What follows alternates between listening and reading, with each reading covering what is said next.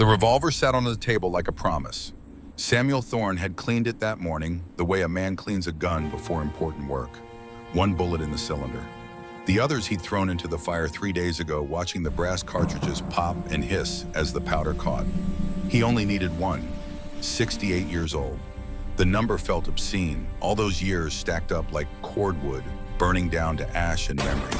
His hands shook as he reached for the whiskey bottle, and that made him angrier than anything else. Old age was theft, pure and simple. It stole your strength, your balance, your dignity, left you with tremors and pain, and the knowledge that every sunrise was one less you'd ever see. The cabin smelled like wood smoke, an unwashed man.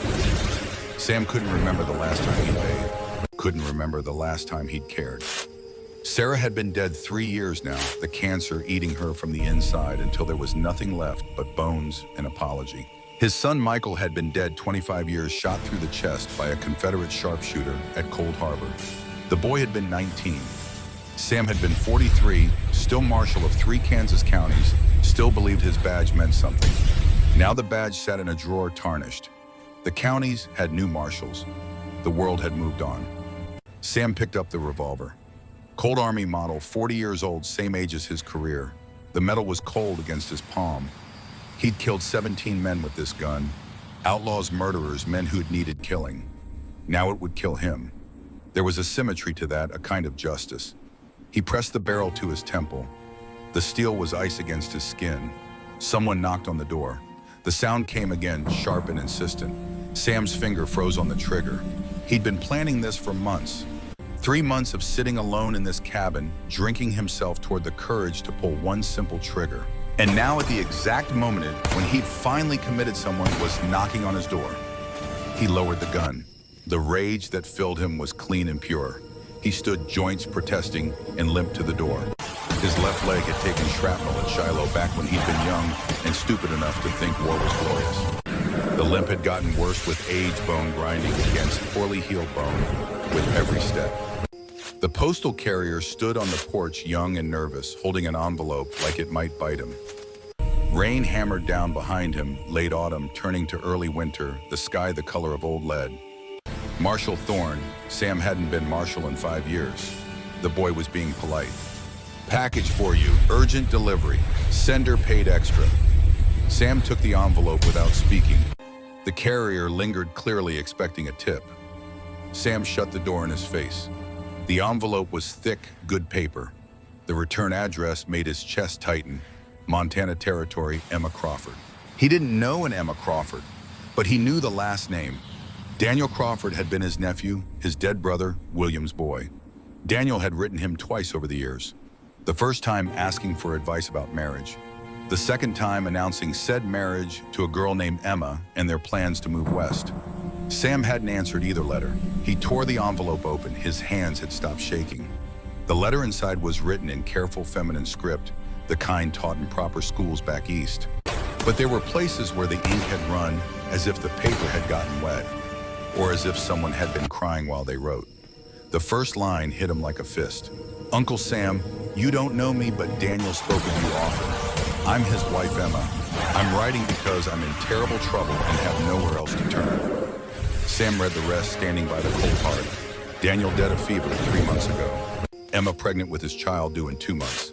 She'd gone west to Montana to start over, to build a life alone. But something was hunting her in the mountains. Men who weren't men. Creatures in the dark.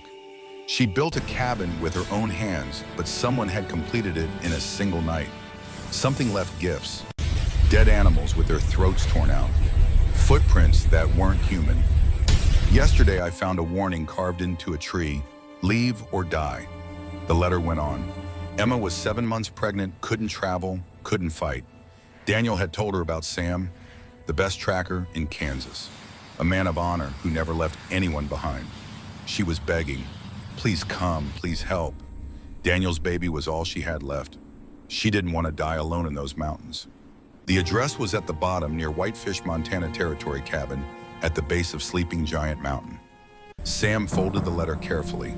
He looked at the revolver on the table, looked back at the letter. Daniel's wife, Daniel's baby, the boy Sam had ignored when he'd asked for advice. The boy Sam had failed just like he'd failed his own son, just like he'd failed everyone who'd ever depended on him. He picked up the revolver and unloaded it. The single bullet clinked onto the table. He stared at it for a long moment, then swept it into his palm and threw it into the dead fireplace. "One more job," he said to the empty cabin. His voice sounded strange. He hadn't spoken aloud in days. Sam packed methodically, muscle memory from 40 years of tracking bad men through bad country. Bedroll canteen, spare ammunition, medical kit, hardtack coffee, bacon wrapped in oilcloth. His rifle went into its saddle scabbard, the Colt into its holster on his hip, the Bowie knife into its sheath on his belt. He had a backup Derringer in his boot and another hidden at the small of his back.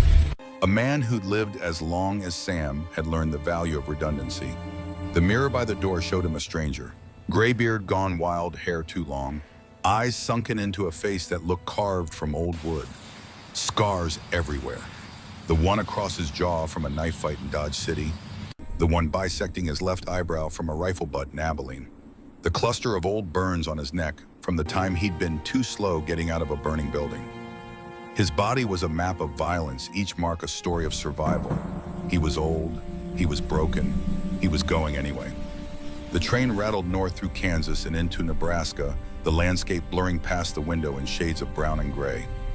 Sam sat in the rear car back to the wall watching the other passengers. 40 years as a lawman had taught him that trouble liked to come from behind, and men who sat with their backs exposed were men who died surprised. Most of the other passengers gave him space. Something about the way he held himself, even slouched in a train seat, warned them off. The younger men looked and looked away. The women gathered their children closer. An older gentleman in an expensive suit had started to sit across from him, taken one look at Sam's face and found another seat 3 rows forward. Sam didn't mind. He'd never been good with people, even when Sarah was alive to smooth his edges. He was better with trails and tracks, with reading the story written in bent grass and broken twigs. Give him a cold trail 3 days old and he'd run it to ground. Give him small talk and social niceties and he'd rather face a loaded gun. The train stopped in Omaha to take on coal and water. Sam got off to stretch his legs, bought a newspaper from a boy hawking them on the platform. The headlines were about strikes in Chicago, tariffs, political corruption in Washington. The world kept spinning. People kept fighting over the same tired ground. Nothing changed. Empires rose and fell. Men killed each other over money and power and pride. And in the end, everyone died anyway. He threw the newspaper in a trash bin unread. Back on the train, the landscape shifted to rolling hills, then to the first reaches of the high plains. The sky opened up huge and indifferent. Sam watched the distance and thought about Michael. His son had been excited about the war, saw it as adventure, as a chance to prove himself. Sam had tried to talk him out of enlisting, but the boy had been 19 and invincible, the way all young men are before the world teaches them better. The telegram had come 6 months later. Killed in action, Cold Harbor, Virginia. Sam had gotten drunk for 3 days straight, then saddled his horse and gone back to work. Tracking hunting, bringing in outlaws dead or alive, mostly dead. He'd stopped caring about the distinction. Sarah had never forgiven him for letting Michael go. Sam had never forgiven himself. The train crossed into Wyoming territory, then Montana. The mountains rose in the distance like broken teeth. Sam felt his chest tighten looking at them. Somewhere in those peaks, his nephew's widow was waiting. Pregnant, alone, hunted by something she couldn't fight. He checked his revolver for the 100th time. Loaded, clean, ready, the weight of it on his hip was familiar as breathing. Whitefish was a rough frontier town, the kind that sprang up wherever there was timber to be cut or gold to be dug. False front buildings lined a muddy main street, horses tied at hitching posts, men in canvas pants, and wool coats moving with the purposeful stride of laborers. The saloons were doing good business even though it was barely noon. The smell of sawdust and wood smoke and unwashed humanity hung heavy in the cold air. Sam found a stable for his horse, paid the hostler extra to grain her well, then walked to the largest saloon. Information flowed through saloons like water through riverbeds. You just had to know how to pan for it. The inside was dark and warm, heated by a potbelly stove in the corner. 24 men lined the bar or sat at tables drinking and talking in the low murmur of men killing time between shifts. Sam took a spot at the end of the bar, ordered whiskey, and waited. The bartender was 40-ish, thick-armed, with the cauliflower ears of a man who'd done his share of fighting. He poured the whiskey without comment, but his eyes flicked over Sam's face, cataloging the scars, the bearing, the way Sam kept his back to the wall. Sam let the whiskey sit. Looking for a woman named Emma Crawford. Heard she's got a cabin up near Sleeping Giant. The bartender's expression didn't change, but something shifted behind his eyes. Fear, maybe, or recognition. You law, Sam shook his head. Family. That got attention. The bartender leaned closer, voice dropping. She came through here 2 months back. Bought supplies, filed a land claim. We told her not to go up there. Told her that land was cheap for a reason. What reason? Strange things happen in those mountains. People go missing. Hunters head up and don't come back. The Blackfoot won't go near it. They got a name for that area. Means where the dead walk, near as I can translate. Sam waited. Men like the bartender like to talk if you gave them space. We tried to help her. Offered to send some boys up to build a cabin or at least keep watch. She refused. Proud that one. Said she didn't need charity. The bartender wiped down the bar with a wreck that had seen better days. Haven't seen her in 3 weeks. Figure she's probably dead by now. How many people have gone missing? 4 that we know of past year. Could be more. Could be they just moved on and didn't bother saying goodbye. That happens in towns like this. But 2 of them were experienced hunters. Men who knew the mountains. They wouldn't just get lost or run off. The bartender met Sam's eyes. Whatever's up there, it's not natural. Sam drained his whiskey, feeling the burn all the way down. How do I get there? Take the north trail out of town, follow it about 15 miles. There's a fork where a lightning-struck pine stands. Go left toward the big peak. That's Sleeping Giant. Her cabin's at the base near a creek. The bartender paused. Mister, I don't know what your relationship is to that girl, but I'm telling you straight, don't go up there after dark. Whatever's hunting in those mountains, it prefers the night. I've been hunting in the dark for 40 years. Not like this, you haven't. Sam bought a box of ammunition from the general store. Silver bullets, which seemed insane, but the shopkeeper assured him they were popular with hunters in these parts. For wolves, he said, though his eyes said he was lying. Sam bought 2 boxes. He also bought extra rope, a good lantern, lamp oil, matches, and a medical kit with fresh bandages and laudanum. Whatever Emma was facing, he wanted to be prepared. The ride north started pleasant enough. The trail was well-worn, winding through ponderosa pine and Douglas fir. The afternoon sun slanting through the branches in golden shafts. The air smelled clean and sharp pine sap and creek water, and the particular crispness that came before snow. But as the miles passed and the sun dropped toward the horizon, the forest changed. The bird song faded first. Then the small animal sounds the rustling in the undergrowth that meant squirrels or rabbits, or the 100 other small lives that filled a healthy woodland. By the time Sam reached the lightning-struck pine, the forest was silent. Not quiet, silent, as if everything living had fled or died. Sam's horse didn't want to take the left fork. She danced sideways, ears pinned back, whites showing around her eyes.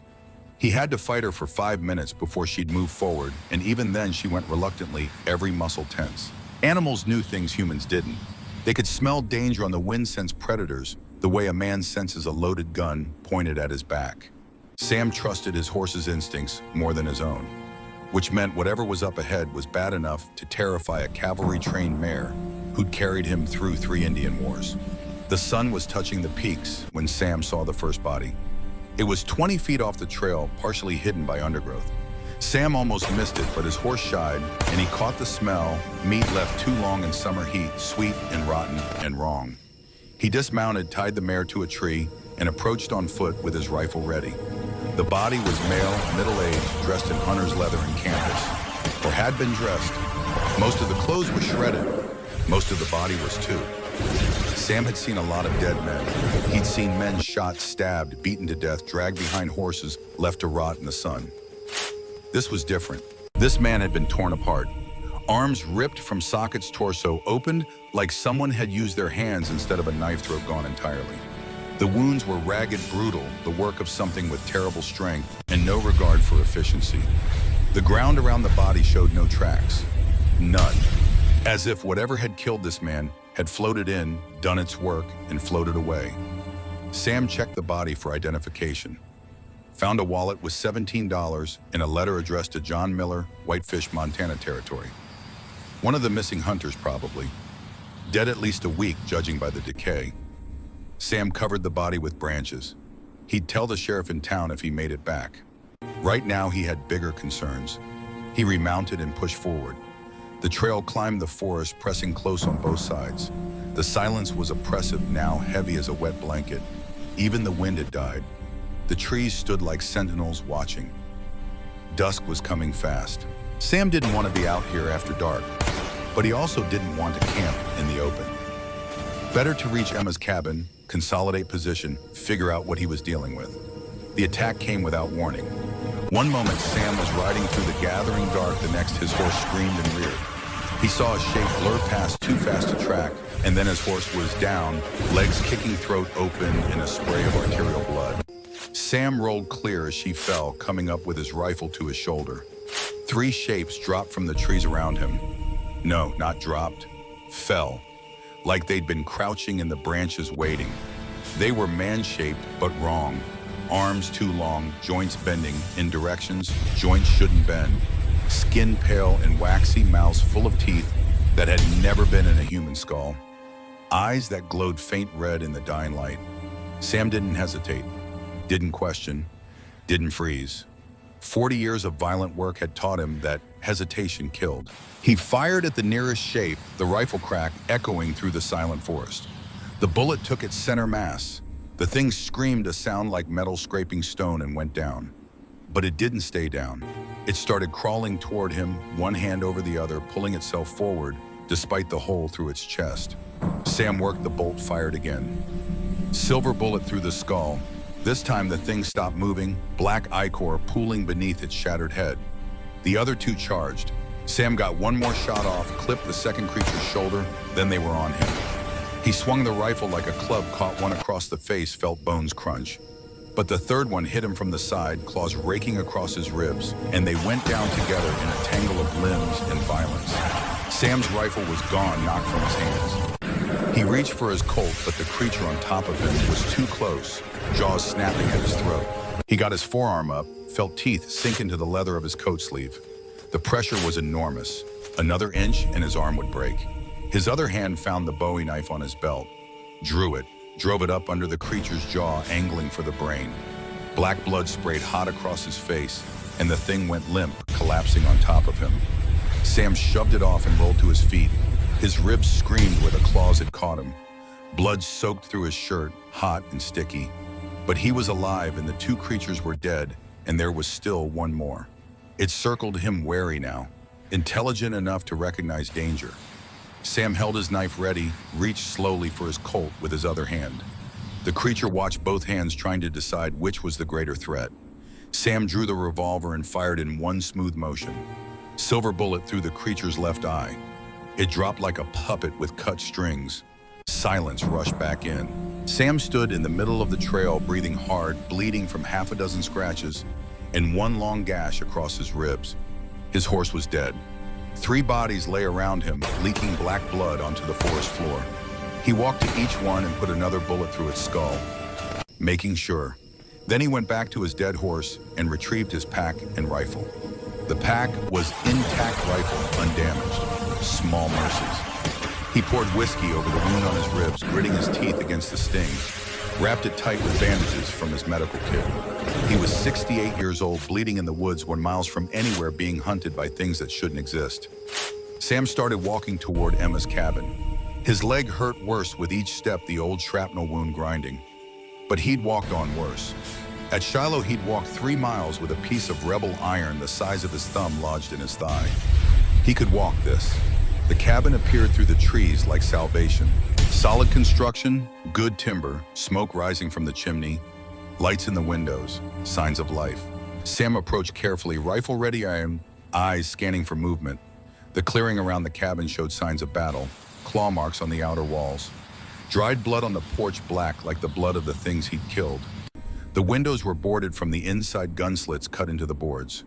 Tripwires ran across the approaches, tin cans strung to make noise if anything crossed them. This girl had been fighting for her life, alone, pregnant. for God knew how long. Sam respected that more than he could say.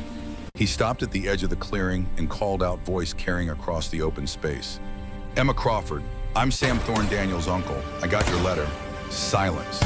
Then a shutter cracked open and a rifle barrel emerged. How do I know you're who you say you are? The voice was young, female, exhausted beyond measure. How do I know you're not one of them? Sam had expected that. Daniel had a scar on his left palm from when he was 8 years old. Fell out of a tree trying to catch a crow. His mother tanned his hide for it. My sister-in-law, Mary.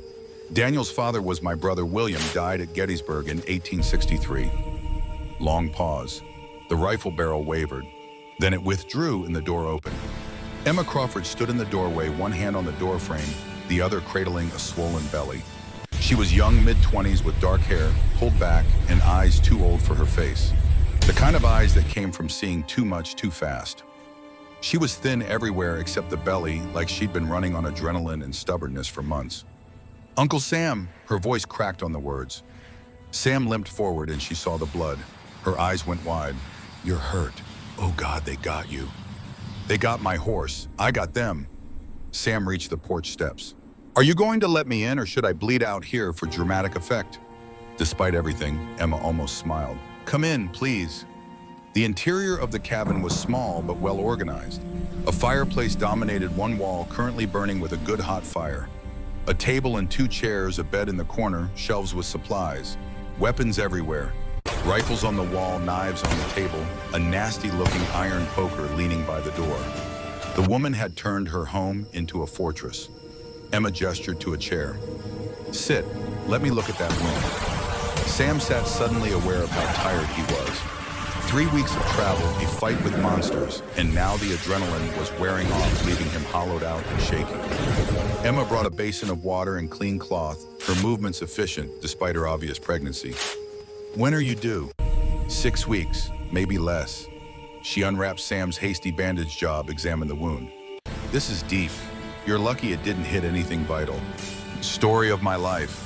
Emma cleaned the wound with steady hands. Sam watched her work and saw something he recognized, the focused calm of someone who'd treated injuries before, who'd learned to function past fear. This girl had spine. How long have they been attacking? Emma didn't look up from her work. 2 months, maybe longer.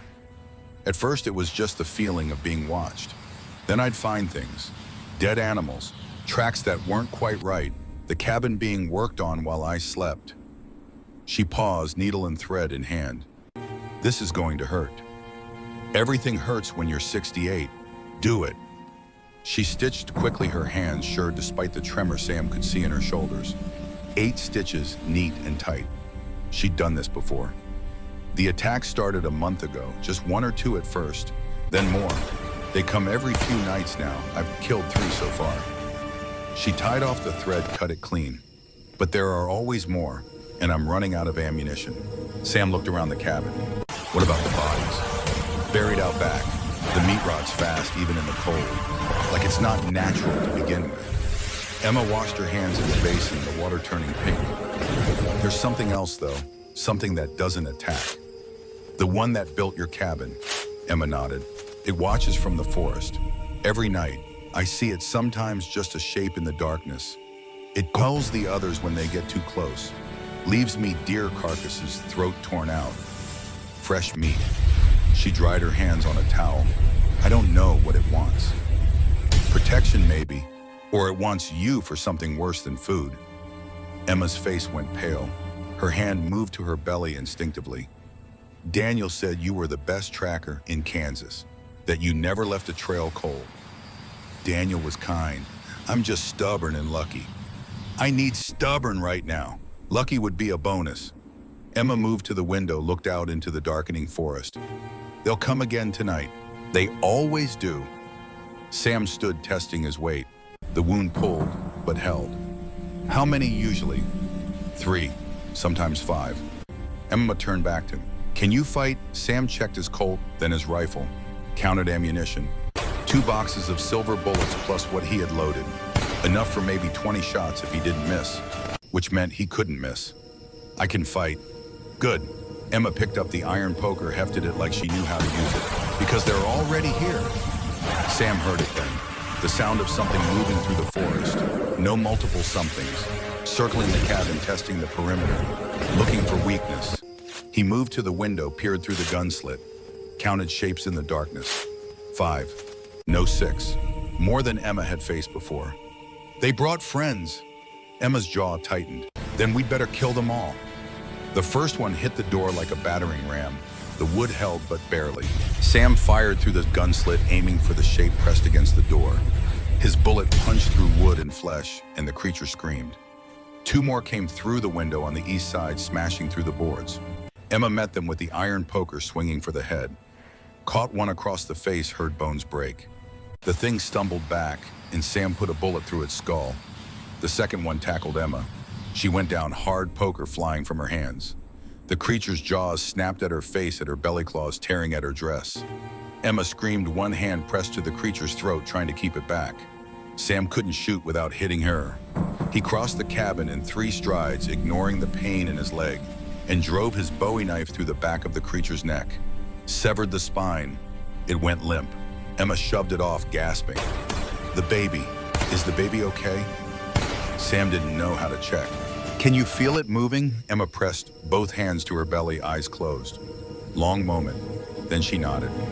Yes, still moving. Then we keep fighting. 3 more came through the broken window. Sam and Emma fought back to back, him with rifle and knife, her with the poker. The cabin became a slaughterhouse. Black blood on the walls, on the floor, soaking into everything. The creatures were fast and strong, but Sam had fought for 40 years, and Emma had the desperate fury of a mother protecting her child. They killed all 6. Silence fell again, broken only by harsh breathing. Sam's ribs were bleeding through the bandage. Emma's dress was torn, scratches on her arms and face. They stood in the wreckage of what had been a peaceful cabin, surrounded by bodies that were rotting before their eyes. This is your life now. Emma wiped black blood from her face. This is survival. Sam looked at this young woman, pregnant and alone, who'd killed monsters with an iron poker to protect her unborn child, and felt something he hadn't felt in years. Purpose. This was why he'd come. This was what he could still do, even at 68, even broken and scarred. He could stand between the darkness and the light. He could give his life meaning one more time. Not anymore. Now you have help. Emma met his eyes. The gratitude there was almost painful to see. Thank you. They dragged the bodies outside and burned them. The flesh caught fire easily, unnaturally burning, with a blue-green flame that smelled like sulfur and rot. Sam watched the pyre and thought about the bartender's words, where the dead walk. Maybe there was more truth in old stories than he'd given credit. When the bodies were ash, they went back inside. Emma barricaded the broken window with boards and nails. Sam reloaded his weapons and checked his ammunition. 6 bullets left in his revolver, maybe 15 in the rifle. Not enough if another wave came. Emma made coffee over the fire, strong and black. They sat at the table, not speaking, just existing in the exhausted quiet that came after violence. The baby kicked, and Emma winced. Sam watched her hand move to her belly, the instinctive gesture of protection. Daniel wrote me twice. I never answered. Emma looked up. He said you were busy, said you were the kind of man who showed up when it mattered not for the small things. He was being kind. Truth is, I was drinking and feeling sorry for myself. Sam stared into his coffee. He asked for advice, and I ignored him. Now he's dead, and you're here alone. He got fever. Even if you'd written back, it wouldn't have changed that. Maybe, but I could have been here sooner. Could have helped you build this place. Could have been here when those things started hunting you. Emma reached across the table and put her hand on his. Her palm was calloused rough from hard work. You're here now, that's what matters. Sam looked at this girl who'd married his nephew, who was carrying his family's blood in her belly, who'd fought monsters alone in the wilderness rather than give up. She reminded him of Sarah a little, that same steel core wrapped in soft flesh. What are you going to name the baby? Emma smiled, the first real smile Sam had seen on her face. Grace, if it's a girl, if it's a boy, Daniel, after his father. Grace is a good name. They finished their coffee in comfortable silence. Outside, something moved in the forest. Both of them tensed, weapons coming to hand. But whatever it was didn't approach, just circled, patient, waiting.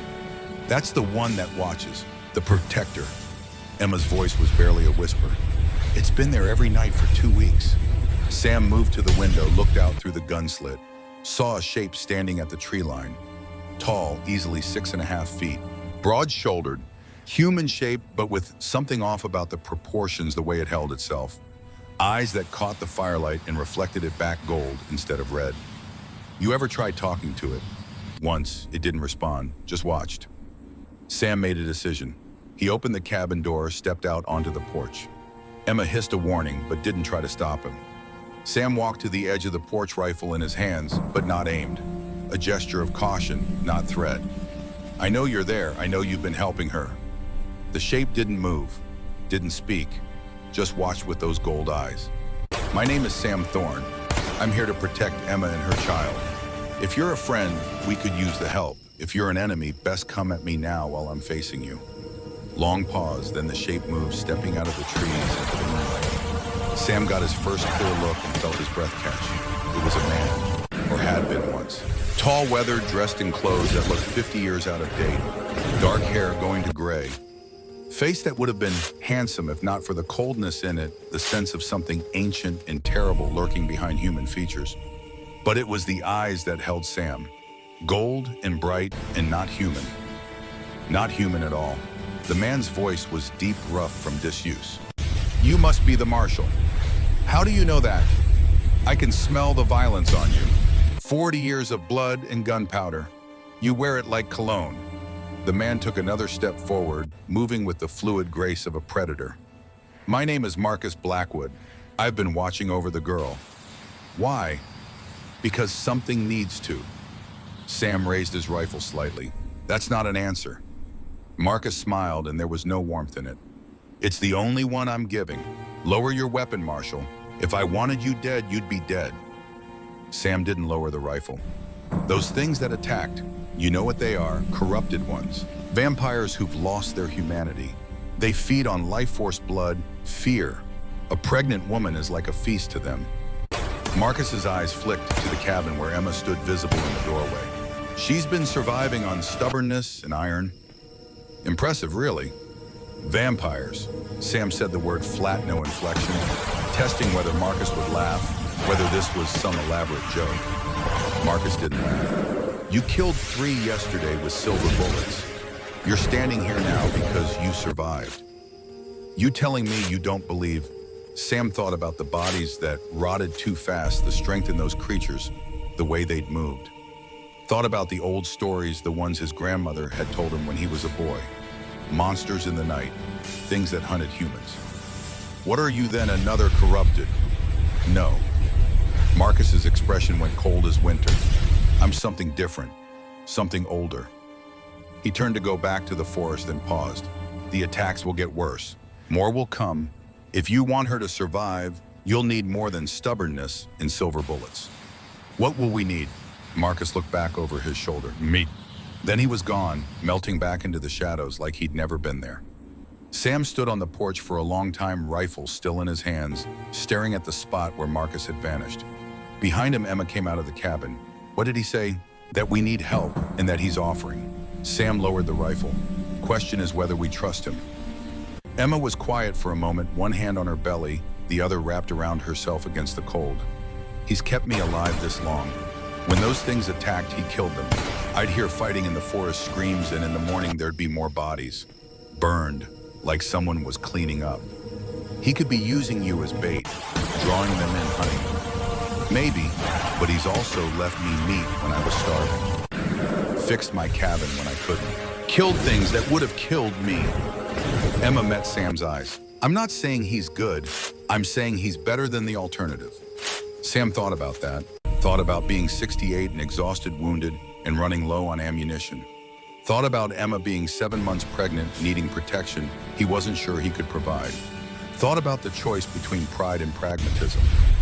He'd survived 40 years by being pragmatic. Tomorrow we'll talk to him, get answers, figure out what we're dealing with. Sam turned back to the cabin. Tonight we rest. Both of us are running on fumes. They went inside. Sam took first watch, sitting by the window with his rifle across his knees. Emma tried to stay awake, but exhaustion claimed her within minutes. Sam watched her sleep, curled on the bed with one hand on her belly, and thought about Michael. His boy would have been 44 now if the war hadn't taken him. Might have had children of his own. Might have given Sam grandchildren. But Michael was dead and Sam's line ended with him. Except maybe it didn't. Emma was family by marriage, if nothing else. The child she carried was his blood or close enough. Daniel's child, William's grandchild, the last of the Thorne family tree. Sam realized he was crying, silent tears running down his scarred face plopping onto his hands. He hadn't cried since Sarah's funeral. Before that, since Michael's death. But sitting in this cabin, watching this young woman sleep, thinking about the fragile life she carried, something broke open in his chest. He'd come here to die. One last job before he put a bullet in his own brain. But maybe that wasn't what this was. Maybe this was something else. A chance to protect what he'd failed to protect before. A chance to leave something behind other than scars and regrets. Maybe this was redemption. Dawn came slowly, gray light seeping through the gaps in the boarded windows. Sam hadn't slept. He'd watched through the night rifle ready, but nothing had attacked. The forest was silent. Even the wind had died. Emma woke with a start, hand going to a knife under her pillow. Then she saw Sam and relaxed. You didn't sleep. Old habit, sleep light, live longer. She got up, moving stiffly, and started making breakfast. Bacon and hardtack coffee boiled strong enough to strip paint. They ate in silence, both of them listening to the quiet outside. After breakfast, Sam went out to survey the damage from last night's attack. The clearing was torn up, grass ripped out in clumps where things had fought and died, black stains where he'd burned the bodies, claw marks on the cabin walls.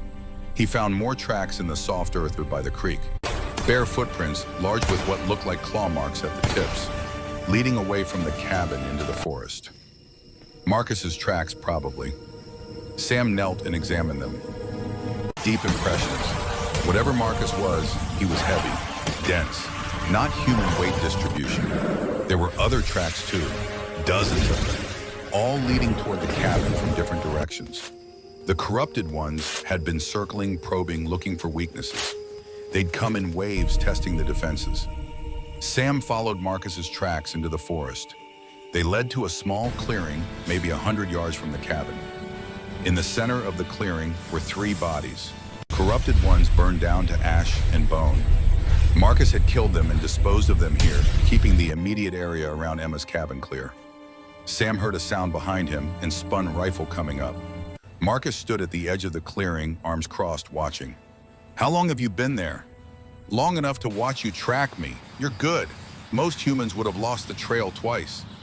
Marcus stepped forward. You wanted answers. Sam lowered the rifle but didn't holster it. What are you? I told you, something older. Marcus's gold eyes caught the morning light. I was born vampire, not made, not turned. Born to it 400 years ago in a place your maps don't show anymore. There's no such thing as vampires. You killed 6 of them last night. What do you call them? Sam had no answer for that. Marcus continued. My people are old, older than human civilization. We lived in the spaces between your world and the wild places. We ruled kingdoms of ice and shadow. I was born to be king of one such kingdom. I gave it up 60 years ago for a woman. Marcus's expression went distant pain. Her name was Catherine, human like your Emma. Beautiful, brave, stubborn as hell. I loved her. I gave up everything for her, my crown, my people, my birthright. What happened? My brother happened, Julian. He'd always wanted the throne. When I abdicated, he took power, but it wasn't enough. He wanted me dead, wanted to ensure I could never return. Marcus's hands clenched into fists. He sent assassins, corrupted ones like the things hunting Emma. They killed Catherine, tore her apart while I was away. Sam heard the pain in that, the grief that hadn't faded even after 6 decades. He knew that kind of loss, the kind that hollowed you out and never filled back in. And Emma, she reminds me of Catherine, pregnant, alone, building a life with her bare hands. I couldn't save Catherine, but I can save Emma. Marcus met Sam's eyes. That's why I'm here. That's why I've been protecting her. So we're what, your chance at redemption? Maybe, or maybe I'm yours. Sam felt that hit home. He looked at this creature that wore a human face, that spoke of kingdoms and centuries that had loved and lost and kept going anyway. Saw something of himself in those ancient eyes. The corrupted ones, why are they hunting her specifically? Pregnant women are powerful. The life force, the energy of creation. It draws them like flies to honey. Add in that she's isolated, vulnerable, and it's an irresistible target. Marcus looked back toward the cabin. They'll keep coming, more each time. Eventually there will be too many for us to fight. Us? You're here now. That changes things. 2 defenders are better than 1. 3 if Emma counts, and I suspect she does. Marcus smiled slightly. She's tougher than she looks. She killed 3 of them with an iron poker. Exactly. Marcus started walking back toward the cabin. Come, we need to prepare. They'll attack again tonight and they'll bring more. We need defenses, traps, fallback positions. Sam followed, rifle in hand, still not entirely trusting, but recognizing necessity when he saw it. You said you had a brother. Is he coming here? Marcus stopped, didn't turn around. Eventually, yes, and when he does, everything you've seen so far will seem like a pleasant afternoon. They spent the day fortifying the cabin. Marcus worked with inhuman efficiency, lifting logs Sam couldn't budge, driving stakes deep into frozen ground. Sam directed using 40 years of military strategy. They built a perimeter of sharpened stakes, dug pits covered with thin branches, and leaves-strung tripwires at ankle height. Emma helped where she could, bringing tools, holding boards steady. She was slowing down the pregnancy, taking its toll, but she refused to stay inside. Sam admired that. She'd been alone too long, done too much by herself. Asking for help didn't come natural to her. By midday, they'd transformed the clearing into a killing field. Anyone attacking would have to navigate obstacles, avoid traps, expose themselves to fire from the cabin. It wouldn't stop a determined assault, but it would slow one down. Sam worked beside Marcus and found himself grudgingly impressed. The vampire never tired, never complained, never stopped. But there was something human in the way he worked, a craftsmanship that spoke of pride in a job well done. He wasn't just throwing up defenses. He was building something to last. During a water break, Sam asked the question that had been bothering him. Why haven't you just killed them all, the corrupted ones? If you're as strong as you seem, why let them keep attacking? Marcus drank from the canteen Emma handed him, though Sam suspected he didn't need water. Because they're not the real problem. They're scouts, probes, testing our defenses. For who? For Julian, my brother. He's coming, Marshal, and when he arrives, he won't come alone. Emma's face went pale. How many? 20, maybe more. An army. Marcus set down the canteen. He wants me dead. He'll use Emma to draw me out, then kill us both. That's his way. Always has been. Sam did the math. 3 defenders against 20 or more vampire warriors. They were dead. Simple as that. No amount of preparation would matter. But he'd been dead before. At Shiloh, surrounded by rebel soldiers. At Gettysburg, caught in the open during Pickett's charge. At a dozen other battles and skirmishes where he should have died and didn't. He'd learned not to bet against his own survival. How long do we have? Days, maybe a week. Marcus looked at Emma. The baby. When is it due? 6 weeks. We need to hold for 6 weeks. Then I can get you both out. To safety. Emma shook her head. I'm not leaving my home. This isn't a home anymore. It's a battlefield. Marcus's voice was gentle but firm. You're brave and you're strong, but you're carrying a child. You need to be smart more than you need to be stubborn. Sam watched the conflict play across Emma's face. Pride versus pragmatism. Independence versus survival. He knew which way she'd choose because he knew which way he'd choose. We'll cross that bridge when we get there. Right now we prepare. Hold as long as we can. Make them pay for every inch. Sam picked up his rifle. That's all any soldier can do. They worked until dark. As the sun set, they retreated into the cabin. Emma cooked a simple dinner. Sam and Marcus sat in that comfortable silence that came between men who'd shared hard work. Emma watched them both, something like hope flickering in her tired eyes. After dinner, Sam took first watch again. Marcus disappeared into the forest hunting, he said. Emma tried to stay awake, but exhaustion claimed her. Sam sat by the window and listened to the night. Around midnight, he heard something moving in the forest, not corrupted ones. Their movement was chaotic, frenzied. This was deliberate, careful. Someone who knew how to move quietly. Sam slipped outside, rifle ready, circled the cabin using the moonlight and 40 years of experience to move without sound. Found a man crouched in the underbrush watching the cabin through a spyglass. Sam put the rifle barrel against the back of the man's head. "Don't move." The man froze, slowly raised his hands. "Easy, Marshal. I'm not here to fight." Southern accent, Confederate veteran if Sam had to guess. He'd heard that accent enough during the war. "Turn around, slow." The man turned. He was in his mid-30s, lean and scarred, with the hard eyes of someone who'd seen combat. He wore a faded Confederate gray coat patched at the elbows, a pistol on his hip rifle slung across his back knife on his belt. Professional gear well maintained. Sam knew this man, not his name, but his type. Soldier turned bounty hunter, the kind who'd fight for whoever paid best. "What's your name?" "Jacob Stone." The man's eyes flicked to Sam's face, recognition dawning. "Marshal Thorne." "Sam Thorne. You know me. Knew of you. Battle of Missionary Ridge 63. You captured my unit. Let us go instead of executing us for desertion." Jacob's smile was bitter. "I figured I owed you my life. Now I'm here to return the favor." Sam didn't lower the rifle. "By spying on us. By warning you, I'm working for someone bad. He sent me to track the vampire report back. I've been watching for 3 days now." Jacob met Sam's eyes. "His army arrives tomorrow night. 25 soldiers plus him. They're not planning to capture anyone. Full extermination." Sam's chest tightened. Tomorrow. They had until tomorrow.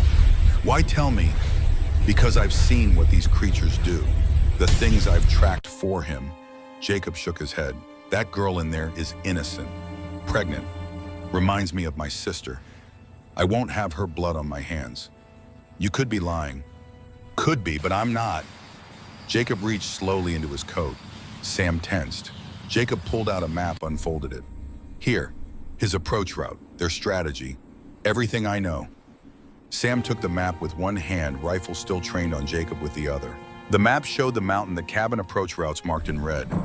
Notes in careful handwriting about troop positions, timing, tactics. If this was real, it was invaluable. If this was a trap, it was deadly. Sam made his choice. He lowered the rifle. "Come inside. We need to talk." Inside the cabin, Jacob Stone stood with his hands visible, the map spread across Emma's table. Marcus had returned from his hunt and now watched the Confederate soldier with predator stillness, gold eyes unblinking. The air felt charged, 3 dangerous men in a small space, each calculating angles and odds. Sam traced the red lines on Jacob's map. 25 soldiers. 3-pronged attack from northeast and south. Fire arrows to smoke them out. Corrupted ones as shock troops, elite guard as finishers. The goal wasn't capture, it was annihilation. "How do you know, Julian?" Marcus's voice cut through the silence like a blade through silk. Jacob didn't flinch from those inhuman eyes. "He hired me 6 months ago. Track vampires, report locations. I've led him to 14 so far, all dead now." "And you're fine with that?" "Was, until I saw what happened to the families." The humans caught in the crossfire. Jacob's jaw tightened. "Your brother doesn't discriminate. Everyone dies. Women, children, doesn't matter." Emma made a sound low in her throat. Her hand moved to her belly, protective instinct older than words. Marcus moved faster than human eyes could track. One moment standing by the door, the next, his hand was around Jacob's throat, lifting him off the ground. Jacob's feet kicked, hands clawing at Marcus's wrist. The vampire's face hadn't changed expression. Calm, almost gentle, while he strangled a man. "Marcus!" Sam didn't raise his voice, didn't reach for his weapon. Just spoke the name like an anchor. "We need him breathing." Long moment. Then Marcus lowered Jacob, released him. The soldier collapsed against the table, gasping, one hand rubbing his bruised throat. Red marks already forming perfect impressions of fingers that had been carved from stone. "You led my brother to 14 vampires, 14 of my people, and now you want redemption." Marcus's disgust was palpable. "There's not enough blood in the world to wash that clean." Jacob coughed, caught his breath. "You're right, there isn't. But maybe I can save one life. Maybe that's enough for tonight." Sam studied the map again. The strategy was sound, professional. Whoever had planned this new warfare. Three-pronged attacks divided defenders, forced them to split attention. Fire would flush them from cover. The timing showed patience, coordination. This was no mad charge. This was execution by committee. When does Julian arrive? Tomorrow night, 2 hours after sunset. Gives his forces time to move into position in darkness. Jacob's voice was rough from being throttled. He'll call you out, Marcus. Offer single combat. When you refuse or accept doesn't matter. The attack starts either way. Why tell us what's your angle? Emma spoke for the first time, her voice steady despite the fear Sam could see in her eyes. Jacob looked at her directly. I had a sister, younger, married a good man, got pregnant, moved west to California. Raiders hit their wagon train. Killed everyone. He paused. She was 7 months along, same as you. The cabin fell silent except for the crackle of fire in the hearth. Sam understood. Redemption wasn't about grand gestures. It was about small moments, individual choices. A man couldn't save everyone, but he could save one. You want to help, then you stay, you fight. Sam folded the map. 3 guns are better than 2. Marcus turned his gold stare on Sam. You trust him? No, but I recognize him. I've been him. Sam met those ancient eyes without fear. A man trying to balance scales that'll never balance. It's a fool's errand, but we're all fools here, aren't we? Something flickered across Marcus's face, not quite amusement, more like recognition. He looked at Jacob again, measuring. If you betray us, dying will take a very long time. Understood. If you run, I'll find you. I won't run. If you fight until the end. No retreat, no surrender. Jacob straightened despite his bruised throat. I'm a soldier.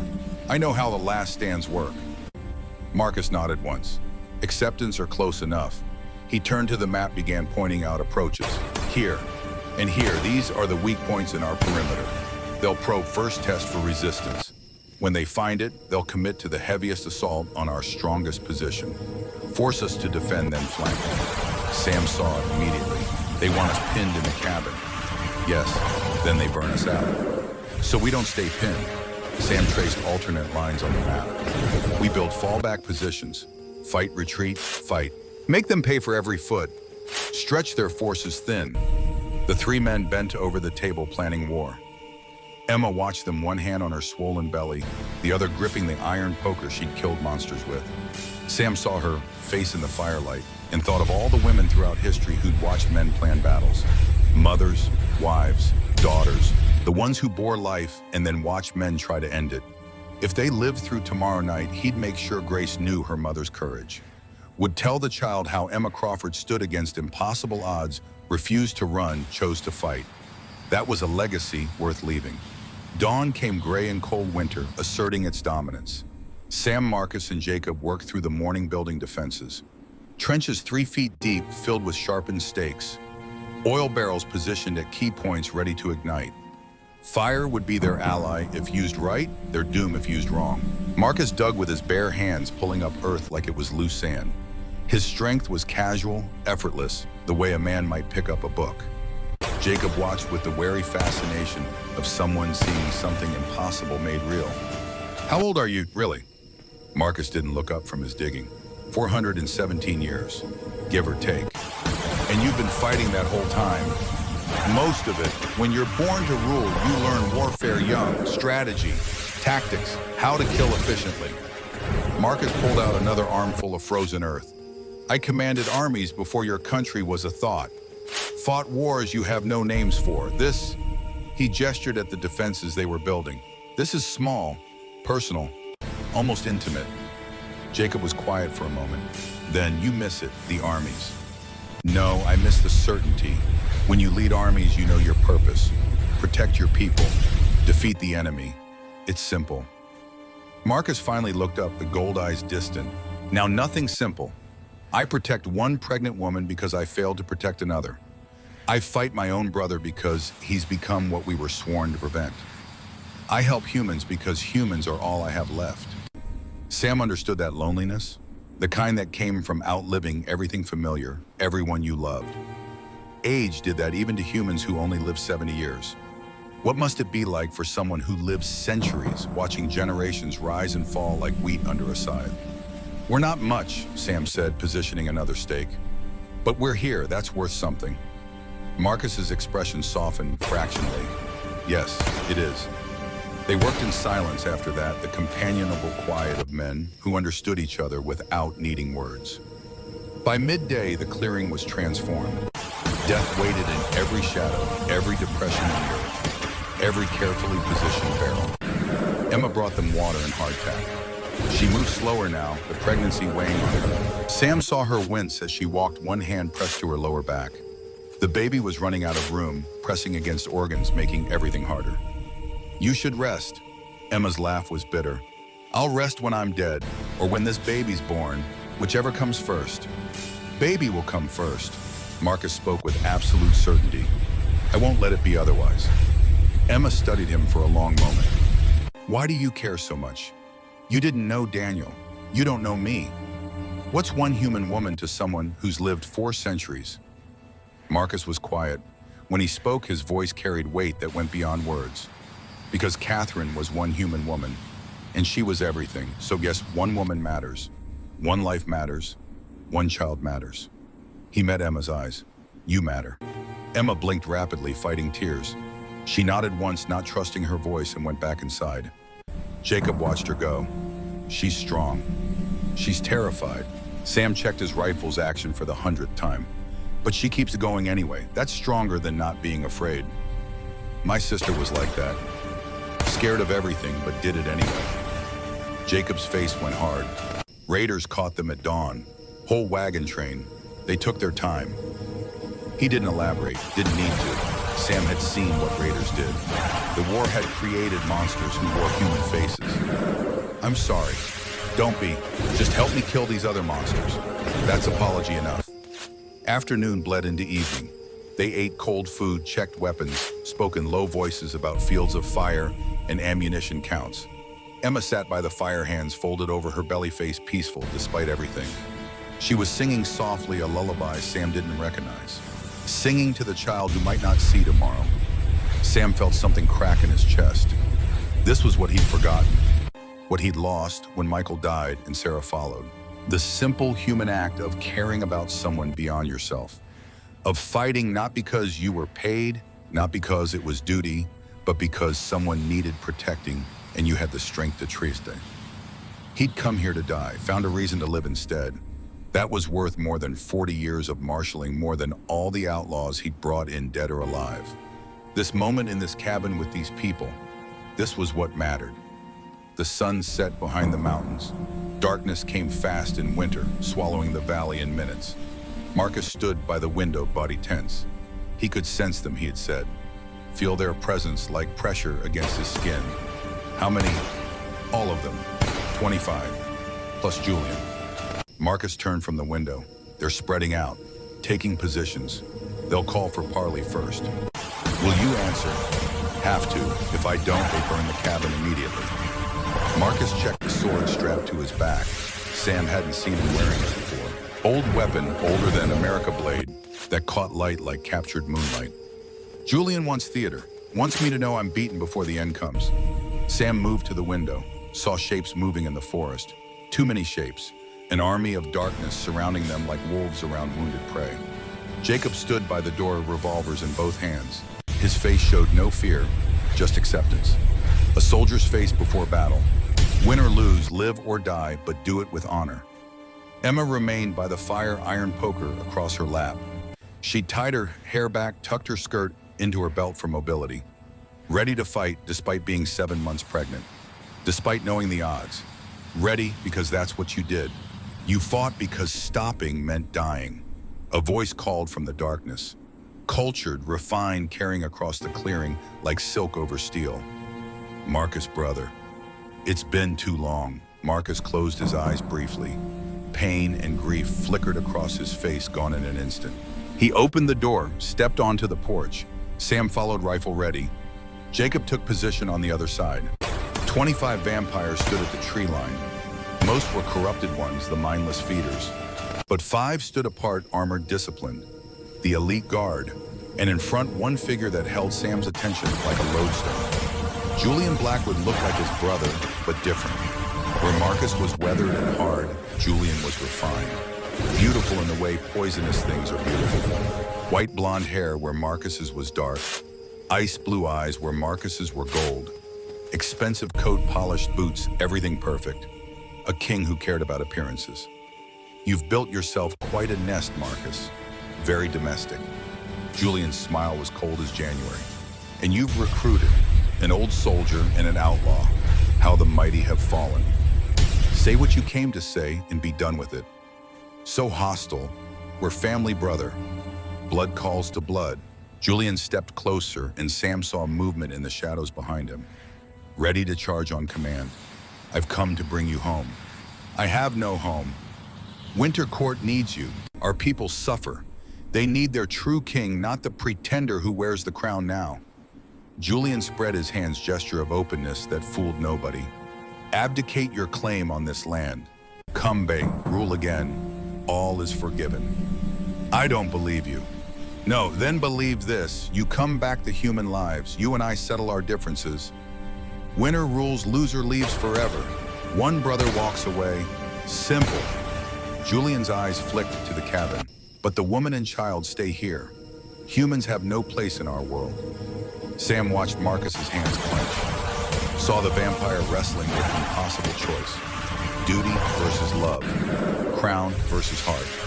His people suffering under tyrannical rule, or Emma and her baby dying here in the wilderness. 24 hours to decide, brother. Then we attack. And when we do, there won't be enough left of this cabin to identify the ashes. Julian turned to leave, paused. Oh, and Marcus Catherine screamed your name when she died. I made sure of it. Marcus moved, pure fury translated into motion. He crossed the 30 yards between them in a heartbeat sword singing from its sheath. Julian met him with a blade of his own steel, ringing against steel brothers trying to kill each other under starlight. The elite guards surged forward. Sam fired, dropped one with a silver bullet through the eye. Jacob's revolvers barked, taking down another. Then the corrupted ones charged, and the battle became chaos.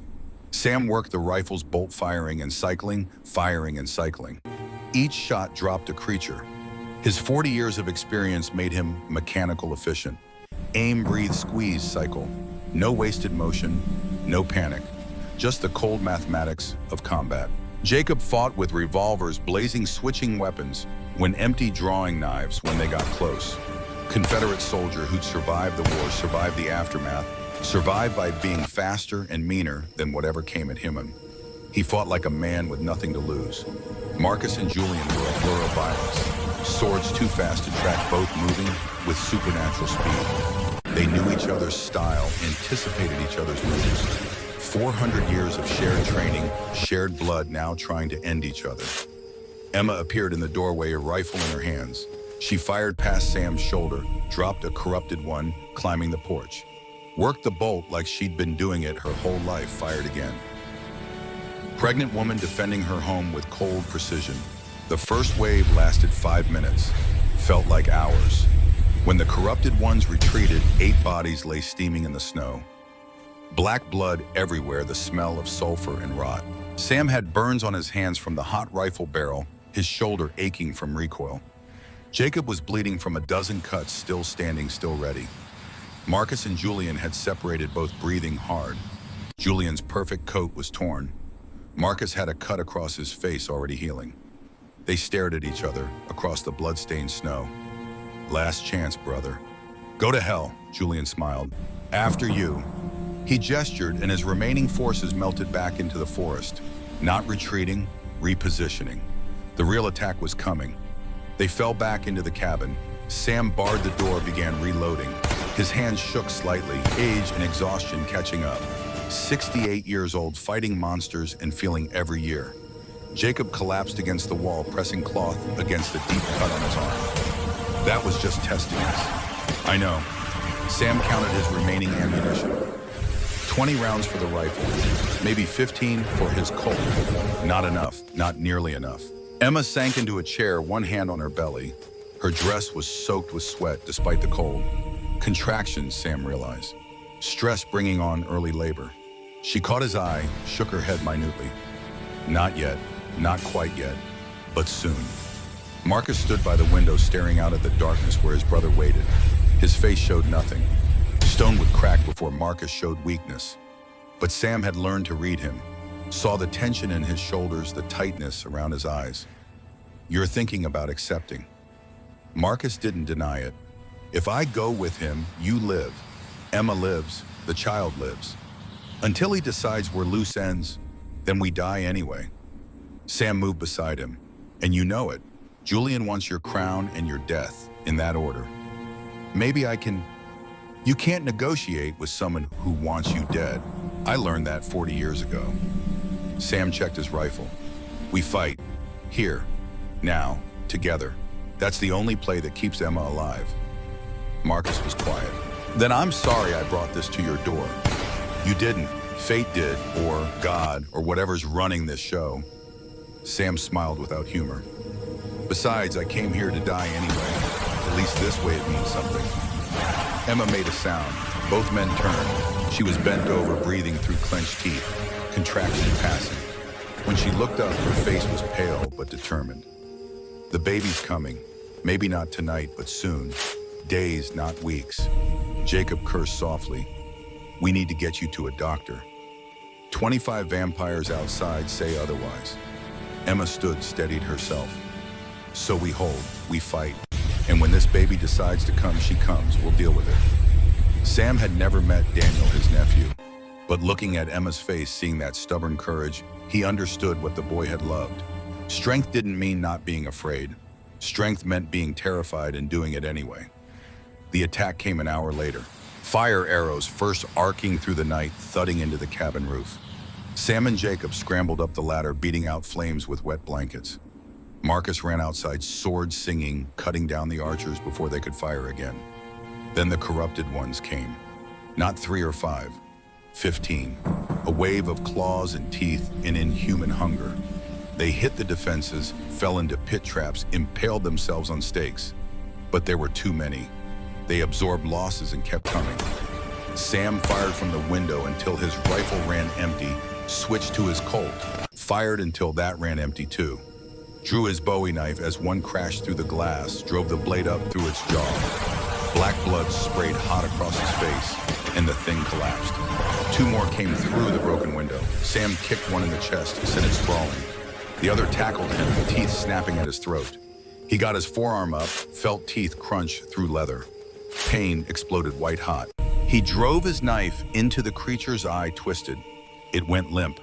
Jacob was fighting 3 at once, revolvers empty, using them as clubs. Smashing skulls, breaking bones, staying one step ahead of death through pure momentum.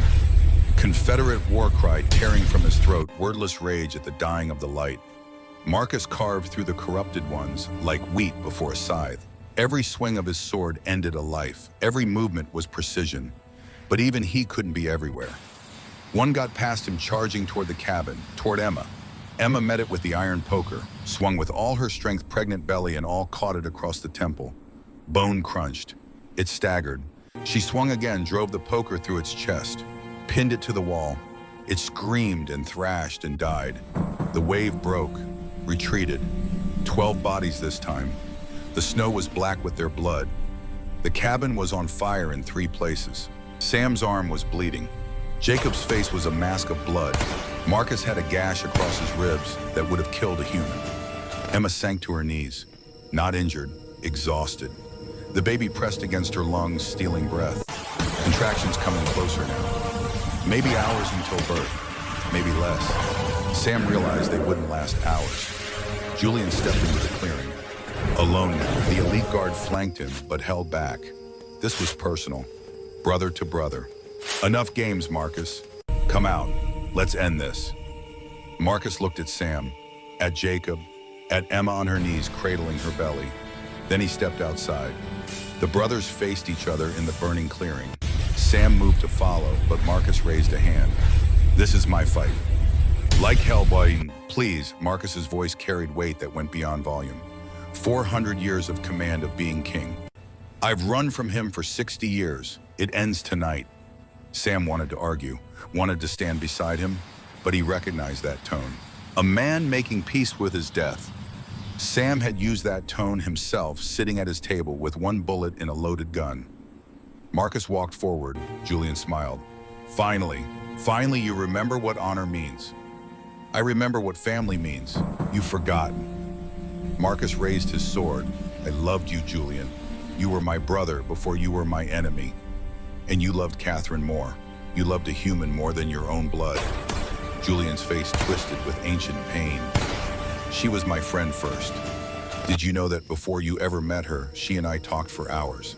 About art, philosophy, the nature of immortality. She saw me, Marcus, really saw me. Not the second son, not the spare, me.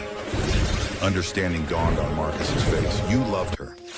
I worshipped her, and you took her. You took everything I ever wanted, and you didn't even notice. The throne I could live without. But her, Julian's voice broke. Then you let her die. You couldn't even protect her. I know. Marcus lowered his sword. I live with that failure every day. Every night. For 60 years. Good. Then you know how I feel. Now die with it. Julian attacked. The swords met with a sound like thunder. Both brothers moved faster than human eyes could follow. Marcus defending Julian, attacking with centuries of rage fueling every blow. Sam watched helplessly. This was beyond his skill, beyond his reach. He was human mortal old. He couldn't intervene in this dance of immortals, but he could make sure Emma lived. He turned back to the cabin. Jacob was inside barricading the broken window with boards and nails. Emma sat at the table breathing through another contraction. Her water hadn't broken yet, but it was close. Sam could see it in her face the way she held herself. We need to get you out of here. Emma shook her head. They're everywhere. She was right. The forest crawled with corrupted ones. Julian's elite guard watched the fight, ready to intervene if Marcus started winning. There was no escape. Sam looked at Jacob. The Confederate soldier met his eyes, and in that moment they understood each other. Two men who'd fought on opposite sides of one war, now fighting on the same side of another. Brothers in arms despite everything that should divide them. We make a run for it. You, me, Emma, head east toward town. Maybe we get lucky. We won't. Jacob's voice was flat, final. But maybe she will. He pulled out his pistols, checked the loads. 6 shots in each, 12 shots between him and the enemy. I'll draw them off, buy you time. You get her to safety. Jacob, I'm dead anyway, we all know it. Jacob smiled and there was peace in it. I can't save my sister, but I can save Emma. That's enough. Sam wanted to argue, wanted to find another way, but he'd been a soldier. He knew what necessary sacrifice looked like. Sometimes one man's death bought others' life. That was mathematics older than civilization. They'll remember you, I'll make sure of it. Just make sure she lives. That's monument enough. Outside, the fight intensified. Marcus and Julian locked together, sword against sword, brother against brother. Neither giving ground, neither able to gain advantage. 400 years of shared training meant they knew each other perfectly. This fight could last hours, or it could end in seconds. Jacob moved to the door, looked back at Emma one last time. Name the baby something good, something hopeful. Emma's eyes filled with tears. Grace, her name is Grace. Jacob nodded. Perfect. Then he was gone, charging into the night with rebel yell tearing from his throat.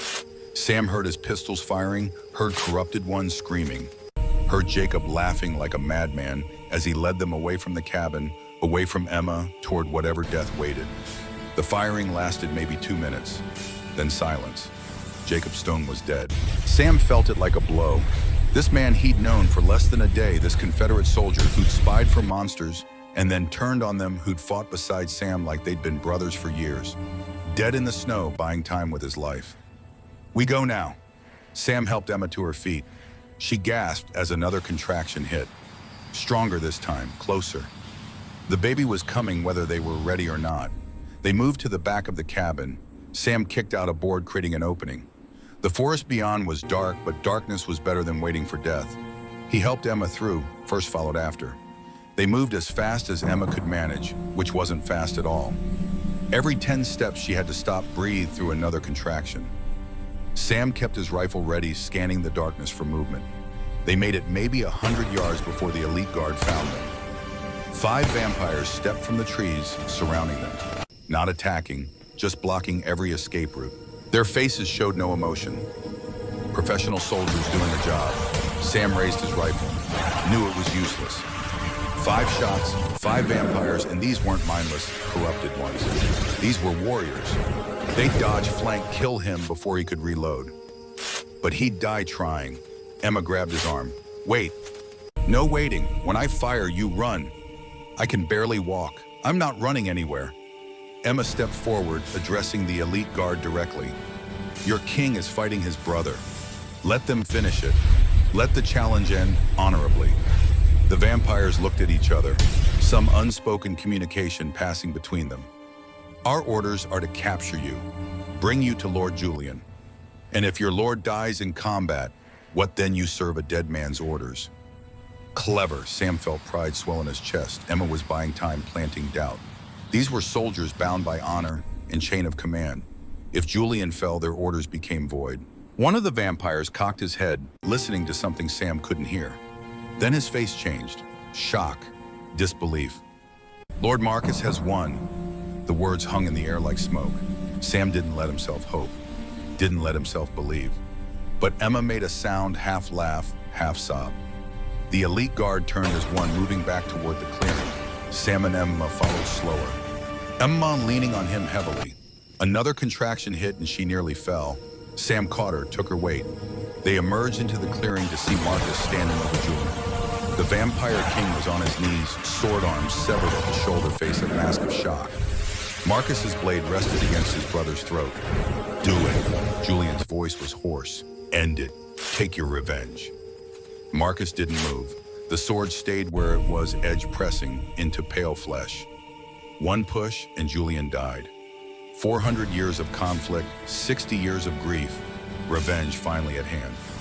Marcus lowered the sword. No. Julian looked up. What? I said no, I won't kill you. Marcus stepped back, blade hanging loose. You're my brother. That meant something once. Maybe it can mean something again. You're weak. You've always been weak. Julian laughed, bitter as ash. Catherine made you weak. Love made you weak. Love made me remember why we ruled in the first place. To pray, to serve, not to satisfy our own pain. Marcus sheathed his sword. Go home, Julian. Rule well. Be the king our people need, or don't. That's your choice. And if I come back, if I hunt you again, then I'll be ready. But I won't be the one to end our family line. I've lost too much already. Julian stared at his brother, then at Emma, still standing despite obvious pain. At Sam, old and scarred, and still holding his rifle ready. At the cabin, they defended the bodies they'd left in their wake. Something changed in Julian's face. The rage drained out, leaving only exhaustion. You love her, the human. I love what she represents. Hope, future, the possibility that monsters can protect life instead of ending it. Marcus offered his hand to Julian. Come back with me. See what we've built here. Remember who we were before hate consumed us. Julian looked at that offered hand for a long time. Then he raised his remaining hand, gripped his brother's forearm. The old warriors clasped, equals, brothers. I can't, not yet, maybe not ever. Julian stood cradling his severed arm. It would regenerate given time. But I won't hunt you anymore. I won't send forces against you. This cabin, this land, it's yours by right of combat, your territory, your domain. And Emma the child, under my protection, no vampire will touch them. You have my word. Julian looked at Emma directly. I'm sorry for what I cost you, for the fear. Your child will never face that again. Emma nodded, not trusting her voice. Another contraction hit, and she doubled over, gasping. Marcus was at her side instantly. The baby, it's coming now. No, not yet. It's too soon. Emma's words came between gasps, pain, and fear mixing. Julian's elite guard moved forward. One of them, a female vampire with ancient eyes, spoke. We have midwives at court, healers. Let us help. Marcus looked at Emma. She nodded, too far gone to refuse aid from any source. What followed was something Sam had never expected to see. Vampires helping a human woman give birth in a clearing surrounded by death. Julian's guards forming a perimeter protecting instead of attacking. Marcus holding Emma's hand while she screamed. Sam standing by with weapons ready, not sure who to aim at anymore. The elite guard midwife worked with steady competence, giving orders in a language Sam didn't know. Emma pushed, screamed, pushed again. The baby crowned and Sam saw Marcus's face transform. Awe, pure wonder. This creature who'd lived 4 centuries, who'd ruled kingdoms and fought wars, seeing new life emerge and being humbled by it. Grace was born as the sun rose, her first cries filling the clearing. Tiny, perfect, furious at being evicted from her warm darkness into the cold world. The vampire midwife wrapped her in cloth, torn from someone's coat, handed her to Emma. Emma cradled her daughter, tears streaming. Grace, your name is Grace. Marcus knelt beside them, one hand hovering near the baby, not quite touching, afraid to break something so fragile. Emma guided his hand down, let him touch Grace's tiny fist. The baby's fingers wrapped around one of Marcus's fingers, instinctive grip. Marcus broke. 400 years of control shattered, tears running down his scarred face. Hello, little one. I'm so glad you're here. Sam watched this impossible tableau. Vampires and humans, enemies and allies, all gathered around one newborn child. Grace didn't know about wars or hatred about monsters or men. She knew warmth in mother's heartbeat and the simple need to exist. Maybe that was enough. Julian approached slowly, looked down at the baby. His face showed complicated emotions, grief and longing, and something like peace. She's beautiful. He looked at Marcus. Protect her. Protect them both. Do what I failed to do. I will. I swear it. Julian nodded. He turned to his guards. We return to court. Prepare my healers. Our king needs them. He looked at Marcus one last time. Brother, if you ever need me, I know where to find you. The vampires left as the sun climbed higher. Emma sat with Grace, nursing, exhausted but alive. Sam collapsed against a tree, letting the adrenaline finally drain. His arm hurt where teeth had torn through leather and flesh. His ribs ached. His leg throbbed with the old shrapnel wound. Every part of him hurt. He'd never felt more alive. Marcus stood watching in the forest where his brother had vanished. His face showed no expression, but Sam could read the grief there. 60 years of running ended in an instant. Brother who tried to kill him, now sworn to protect what Marcus protected. Nothing was simple. Nothing was ever simple. Jacob's dead. Marcus turned. I know, I heard him die. He paused. He bought you time to escape. Fought like 10 men. Died well. I'll bury him with honor. He'd appreciate that. They stood together, 2 warriors who'd survived impossible odds and watched the sun rise over the mountains. Emma sang softly to Grace some lullaby from her childhood. New life and old death all mixed together in one blood-stained morning. Sam thought about the revolver on his table 3 weeks and a lifetime ago. One bullet, one solution to all his pain. He'd been ready to end it, ready to give up. Then came a letter from a desperate woman. Then came monsters and vampires and impossible choices. Then came purpose. Marcus spoke without looking at him. Thank you for staying, for fighting. Where else would I go? I'm invested now. Sam smiled despite exhaustion. Besides, someone needs to teach that baby to shoot. Can't trust a vampire with firearms training. Marcus almost laughed. Fair point. Emma called from her spot. Sam, can you come here? He limped over every step, agony. Emma looked up at him with exhausted eyes and held up Grace. She needs a grandfather. You interested in the jump? Sam's chest tightened. He looked at this tiny human, not even an hour old, already causing trouble by being born during a vampire siege. Looked at her mother who'd defended her with nothing but iron and will. Looked at Marcus who'd found redemption by protecting them. Found family. Not born, but chosen. Yeah, I'm interested. He took Grace, carefully cradling her against his scarred chest. She was so light, so impossibly fragile. He'd forgotten what new life felt like. The responsibility of it, the terror and hope all mixed together. Grace opened her eyes, blue as Montana sky, She looked at him with the serious expression babies have when they're trying to figure out this strange new world.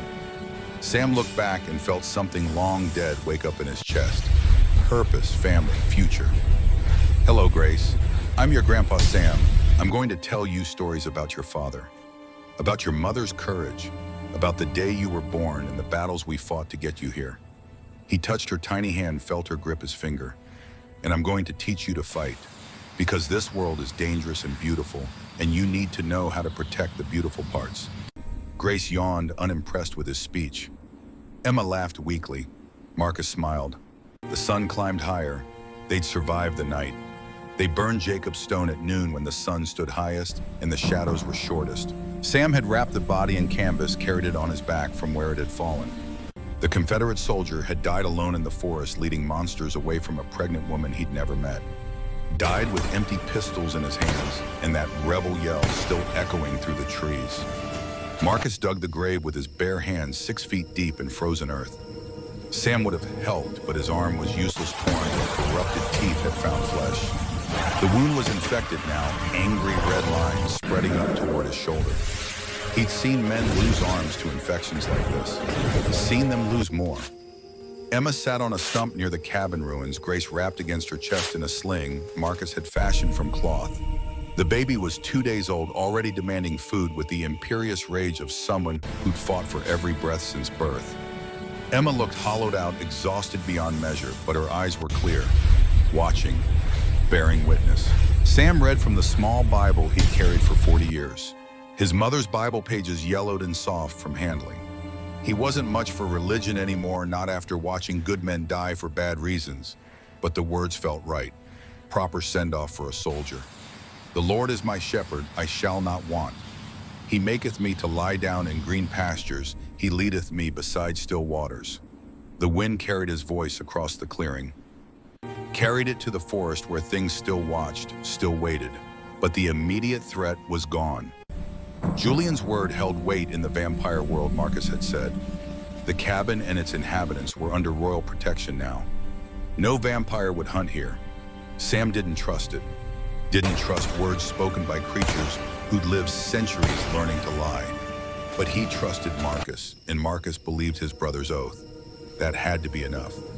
You, though I walk through the valley of the shadow of death, I will fear no evil. Jacob Stone had walked through that valley, had faced evil and fought it with empty guns and Confederate courage, had bought time with his life, paid the oldest price for the oldest reason, protecting the helpless.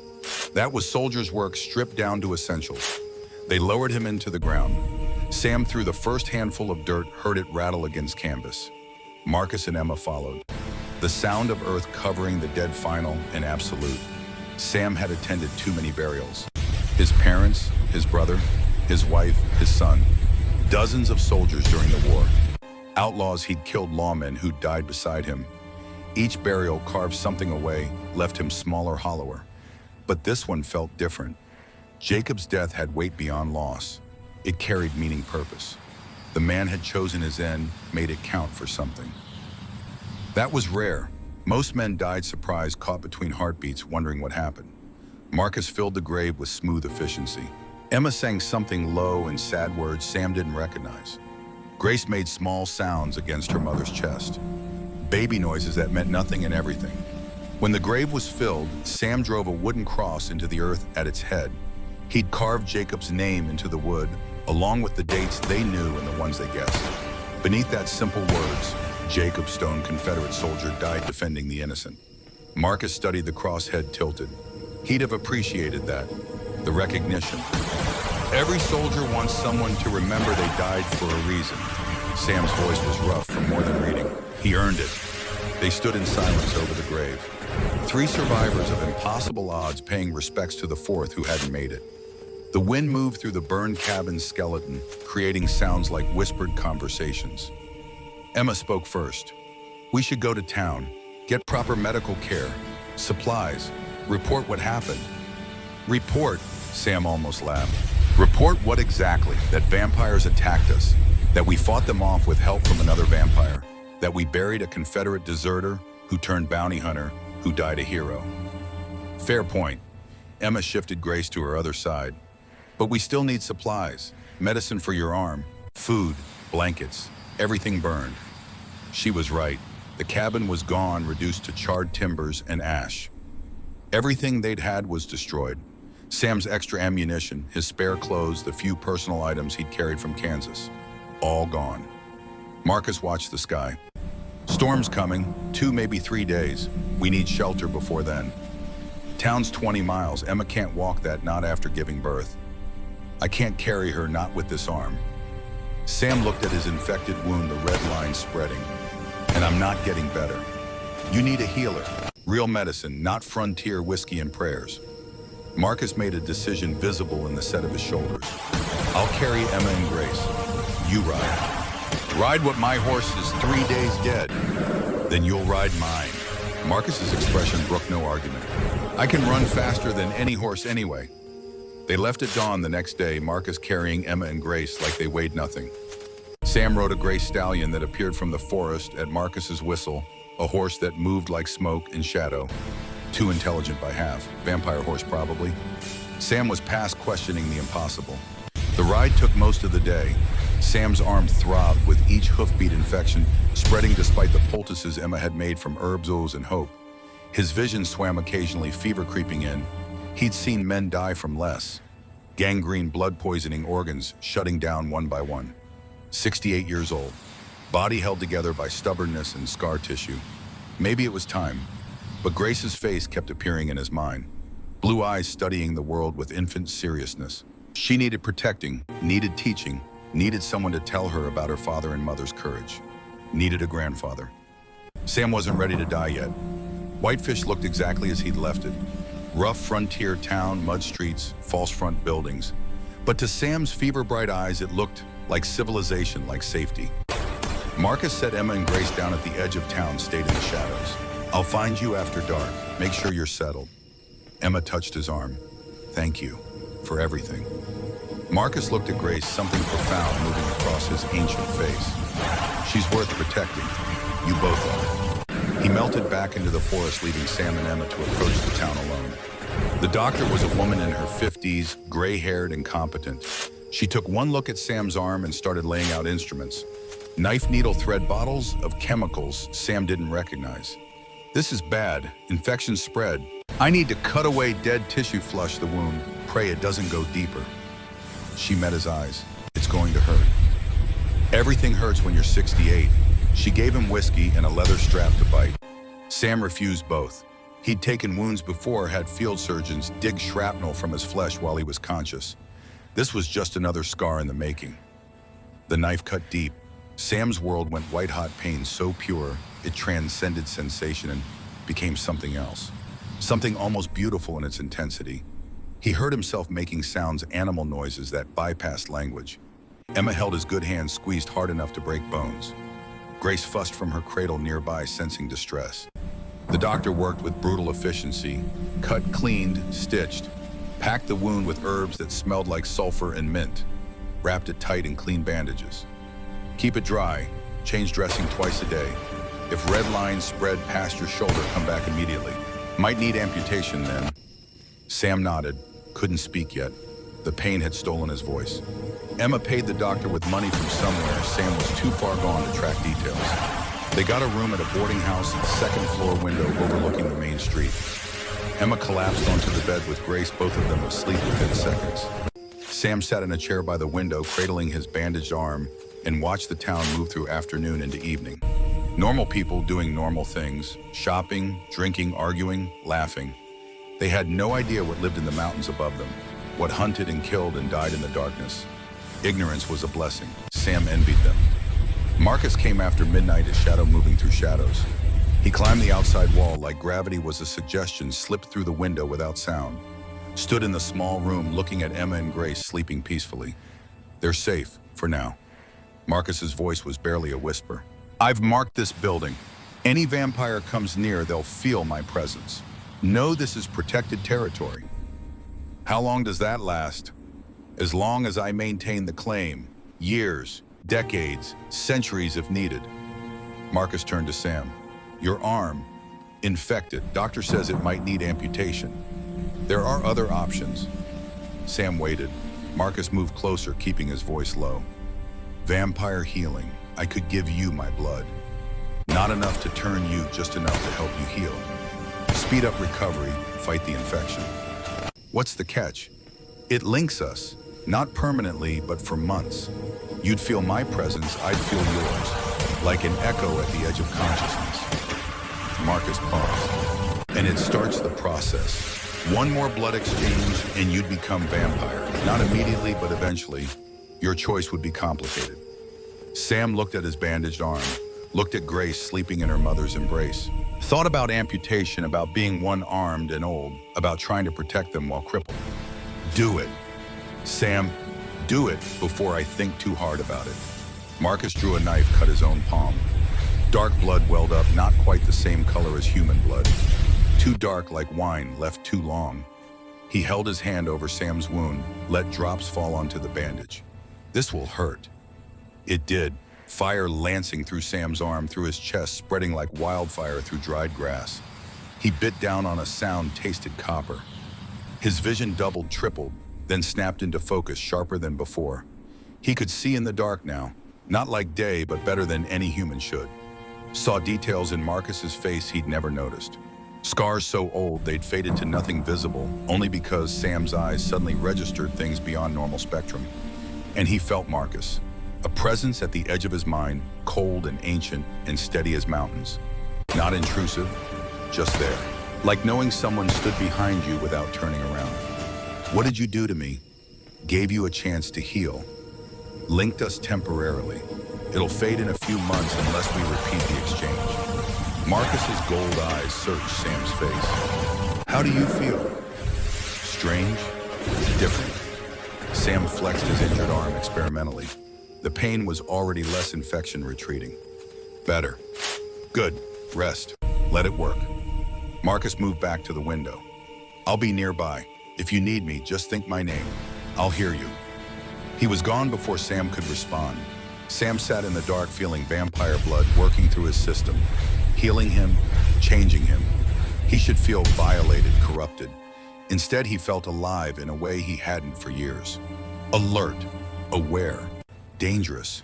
The weeks that followed blurred together. Emma recovered from childbirth with the resilience of youth. Grace grew with terrifying speed, already responding to faces and sounds. Sam's arm healed impossibly fast, the infection disappearing within days. Marcus came and went like a ghost, never entering during daylight, always gone before dawn. He brought supplies, fresh meat from hunting, news from the outside world. Julian had returned to Winter Court, Marcus reported, was beginning reforms, treating his people better. Maybe the fight had changed him. Maybe seeing new life born had reminded him what they were supposed to protect. Sam spent his days in town, Emma teaching him how to care for an infant while she caught up on sleep. He'd forgotten how helpless babies were, how completely they depended on adults for survival. Grace needed feeding every 2 hours, changing constantly, soothing when she cried for reasons he couldn't fathom. But he learned. Changed diapers with one-handed efficiency, walked the floor at 3 in the morning, singing old cavalry songs in a voice roughened by whiskey and years. Grace would quiet, staring at him with those serious blue eyes, and Sam felt his heart crack open a little more. This was what he'd missed with Michael. His son had been a baby, once small and helpless, needing his father. But Sam had been young then, focused on his career, on making Marshall, on being important. He'd let Sarah handle the baby work while he chased outlaws in glory. Now at 68, he finally understood what mattered. Not the badge or the reputation or the bodies stacked up behind him. This, holding a sleeping infant, feeling her breathe, knowing she was safe because he made her safe. 2 months passed. Winter deepened, snow falling thick. Emma made plans to rebuild the cabin come spring. Marcus secured materials, hired labor from men who didn't ask questions about who was paying. Sam's arm healed completely, not even a scar remaining.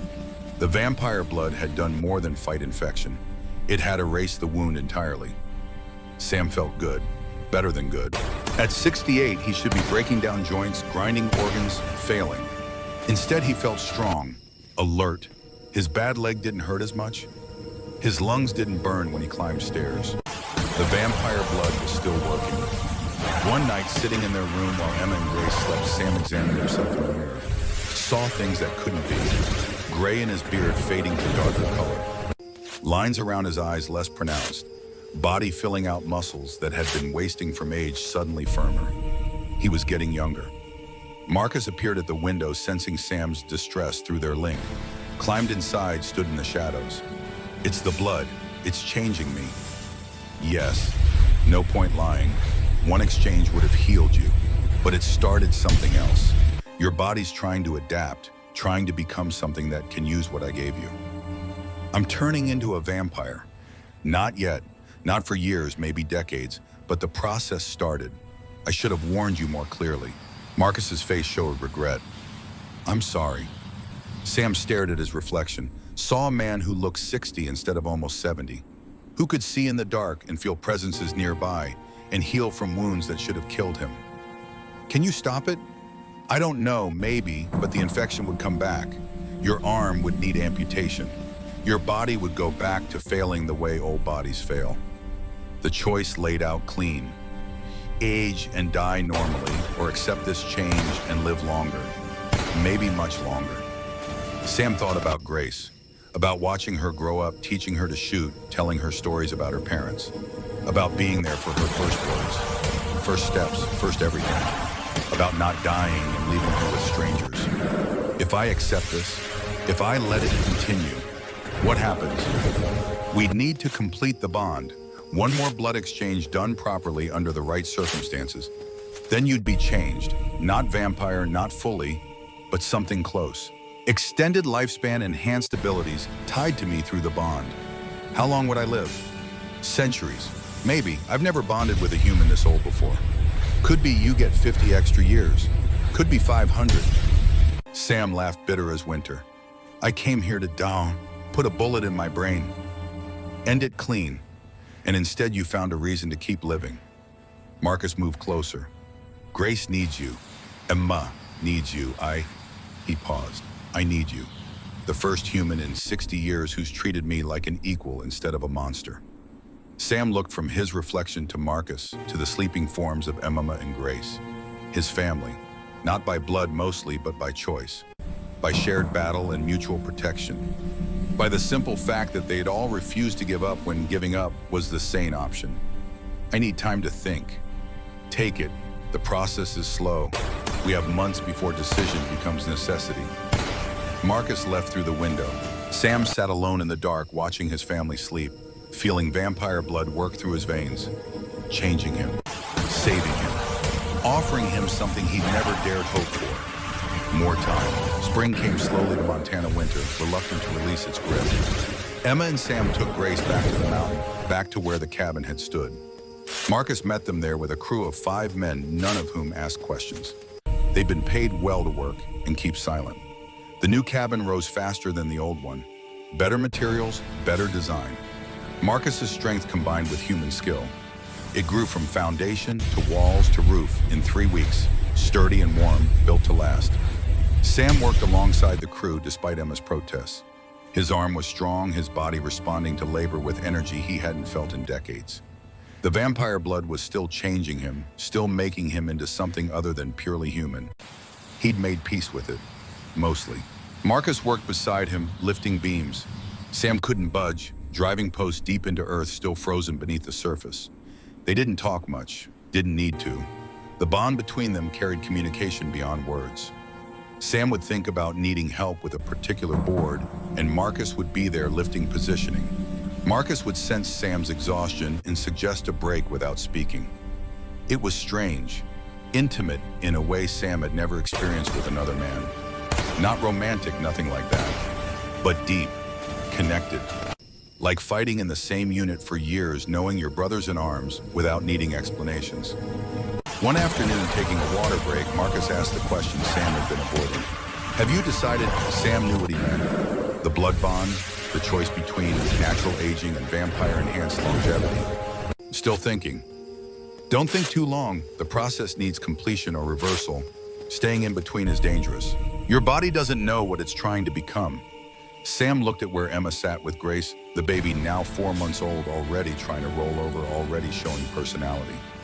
Stubborn like her mother, serious like her father.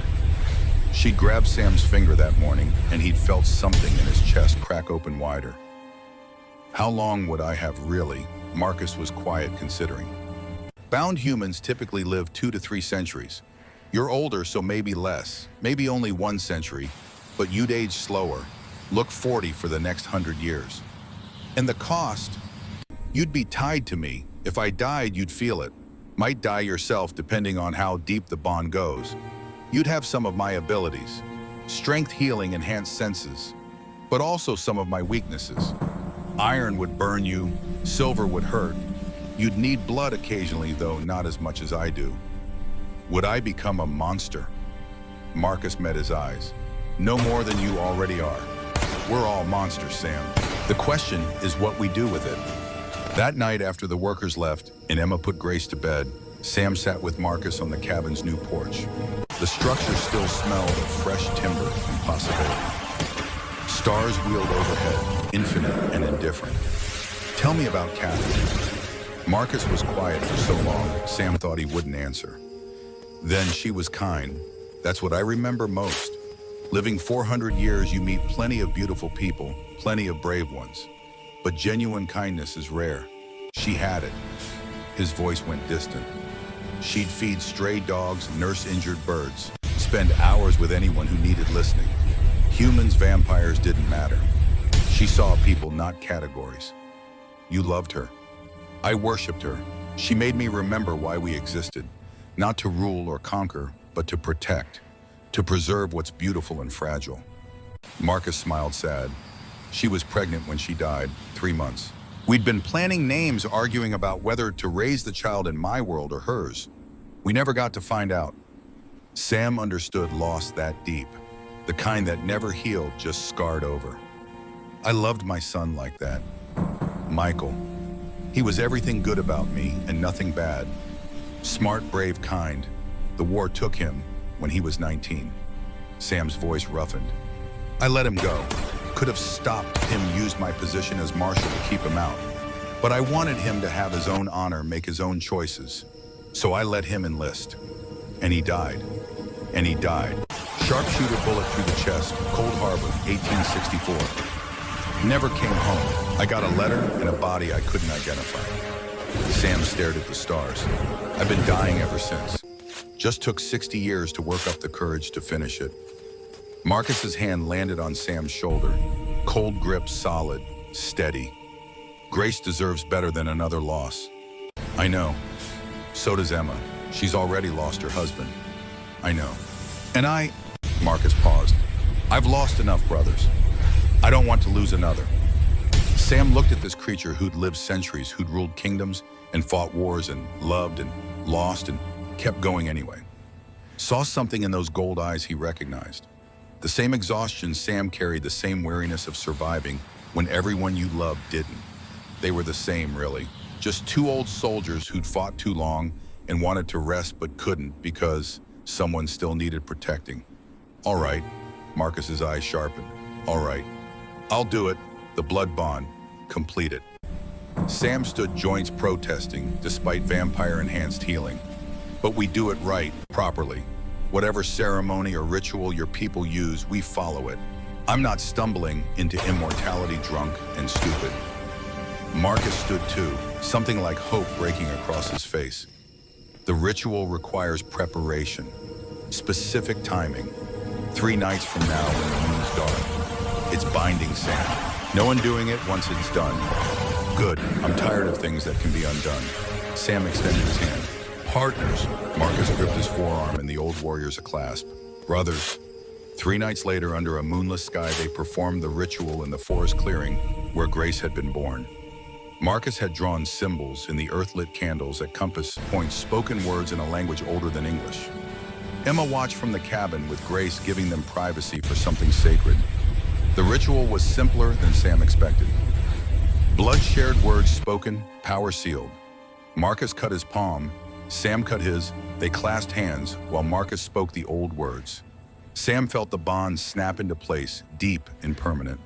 Felt Marcus's presence in his mind, no longer at the edge, but central, foundational. Felt his own mortality bend, not break, but curve into something that would last far longer than 70 years. He gasped as power flooded through him.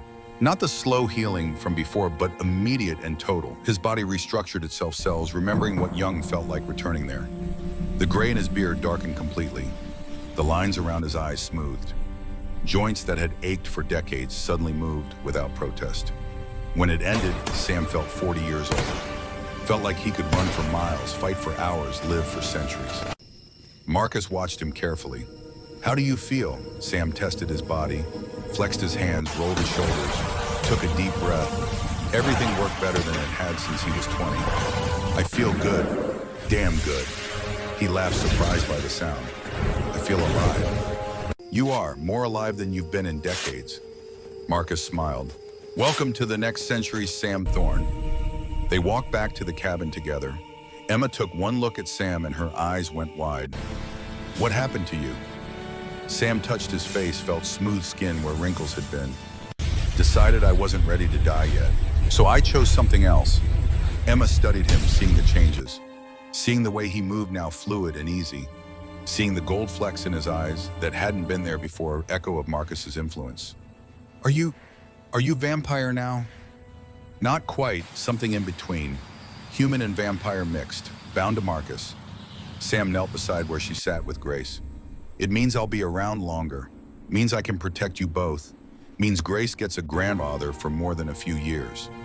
Emma reached out, touched his face, traced where wrinkles had been. "Does it hurt?" "No, it feels like waking up from a long sleep." Sam took Grace from her mother's arms, held the baby close. The child looked at him with serious blue eyes, studying this changed version of the man who'd been holding her for months. Grace smiled. First real smile, not gas or accident, but genuine recognition and joy. Sam felt his eyes burn. 400 years ahead of him now. 400 years of watching this child grow, teaching her, protecting her. 400 years of purpose. Worth it. All of it worth it. 6 months after Grace's birth, Sam stood on the porch of their completed cabin and watched spring turn the valley green. Wildflowers dotted the meadows. Streams ran high with snowmelt. Birds returned from wherever they'd wintered. Emma worked in the garden planting vegetables with Grace strapped to her back in a sling. The baby was alert now, watching everything, grabbing at anything within reach. Already showing signs of her mother's stubbornness and her father's quiet strength. Marcus approached from the forest, moving through morning light without fear. Vampires couldn't be destroyed by sun, Sam had learned. That was myth, like so much else. Marcus simply preferred shade the way any old creature preferred comfort over exposure. Mail came. Marcus handed Sam a letter. Official seal, winter court markings. Sam opened it, read quickly. His grasp of written language had improved with the vampire blood, his mind sharper, processing faster. "It's from Julian. He's requesting a meeting. Wants to see Grace, see how we're doing. Says he's implemented reforms at a court. Wants Marcus to know." Sam looked up. "Think it's genuine," Marcus read over his shoulder. His face showed complicated emotions, hope and suspicion warring. Maybe. Julian was never completely evil, just broken.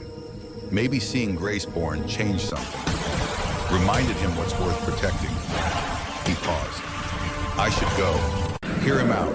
If he's really trying to change, I should support that." "Want company?" From a newly bonded human who looks 40 but thinks like he's 68. "Absolutely." Marcus smiled. "Emma, you mind if Sam and I take a trip?" Emma straightened from her planting, wiping dirt from her hands. "How long?" "A week, maybe less." "Take 2 weeks. Grace and I could use some quiet time." Emma smiled. "Besides, Sam needs to learn about his new abilities. Better to do that away from the baby." She was right. Sam had enhanced strength, now enhanced speed. He'd accidentally broken 3 coffee cups learning his new grip strength. Better to train somewhere consequences weren't measured in shattered crockery and frightened infants. "We leave tomorrow," Marcus nodded. "I'll tell Julian to expect us." That night, Sam sat with Grace while Emma slept. The baby was 6 months old now, sitting up unsupported, babbling in proto-language that meant everything and nothing. She grabbed Sam's finger with both tiny hands and tried to pull it to her mouth, testing whether it was food. "Your daddy would be proud of you. Your mother too, though she's not dead, just sleeping." Sam adjusted Grace in his lap. "You're going to grow up strange, little one. Grandfather who's vampire bonded, godfather whose actual vampire mother, who killed monsters with an iron poker. Normal isn't in your future. Grace made a sound that might have been agreement. But you'll be strong, you'll be brave, you'll be kind like your daddy, stubborn like your mother, dangerous when you need to be, gentle when you can be. I'll teach you to shoot, to track, to read the land. Marcus will teach you about the supernatural world, about honor and duty. Your mother will teach you everything else. Grace yawned, tiny mouth opening wide. Sam felt his heart expand watching her. This child he had no blood relation to, who'd become the center of his universe anyway. I'm going to tell you something important, Grace. Listen close. He leaned down, spoke softly. Family isn't about blood. It's about who stands beside you when everything's on fire. It's about who fights for you when you can't fight for yourself. It's about choosing to stay when leaving would be easier. Grace's eyes were drooping, sleep claiming her. Sam held her close, rocked gently, sang an old lullaby his mother had sung to him 80 years ago. The words came easy muscle memory from depths he'd forgotten existed. When Grace was fully asleep, Sam carried her to the cradle Marcus had carved from pine. Set her down gentle, covered her with a quilt Emma had stitched. The baby sighed, settled deeper into dreams. Emma stirred from the bed. Everything okay? Everything's perfect. Sam meant it. Emma rose, moved to stand beside him. Together, they watched Grace sleep this small life they'd all fought to protect. The room was quiet except for the baby's breathing and the crackle of fire in the hearth. Thank you, Emma said softly, for coming when I called, for staying, for choosing us. Sam put his arm around her shoulders, pulled her close in a gesture that was pure family. Nothing romantic, just human comfort, shared purpose. Thank you for giving an old man a reason to keep living. They stood like that for a long while, watching Grace dream, feeling the weight of chosen families settle around them like a blanket. Outside, Marcus patrolled the perimeter, marking territory, keeping threats at bay, protecting what mattered. Sam felt the bond pulse, felt Marcus's contentment through their connection, felt his own satisfaction mirror back. They'd built something here. Not perfect, not conventional, but real. Family forged in fire and blood and desperate determination. Grace made a small sound in her sleep. Emma and Sam both tensed, then relaxed as the baby settled. First-time parent paranoia combined with warrior alertness. Probably never fully go away. Sam looked at his reflection in the dark window. Saw a man who looked 40, felt 68, would live for centuries. Saw gold flecks in his eyes that hadn't been there a year ago. Saw purpose written in the set of his shoulders. He'd come to Montana to die. Found immortality instead. Not the kind granted by magic or wishes, but the kind earned through blood and choice. And refusing to give up when giving up was the easy answer. Found family that would last lifetimes. Found meaning that stretched beyond his own small existence. Found grace. The baby stirred again and Sam smiled.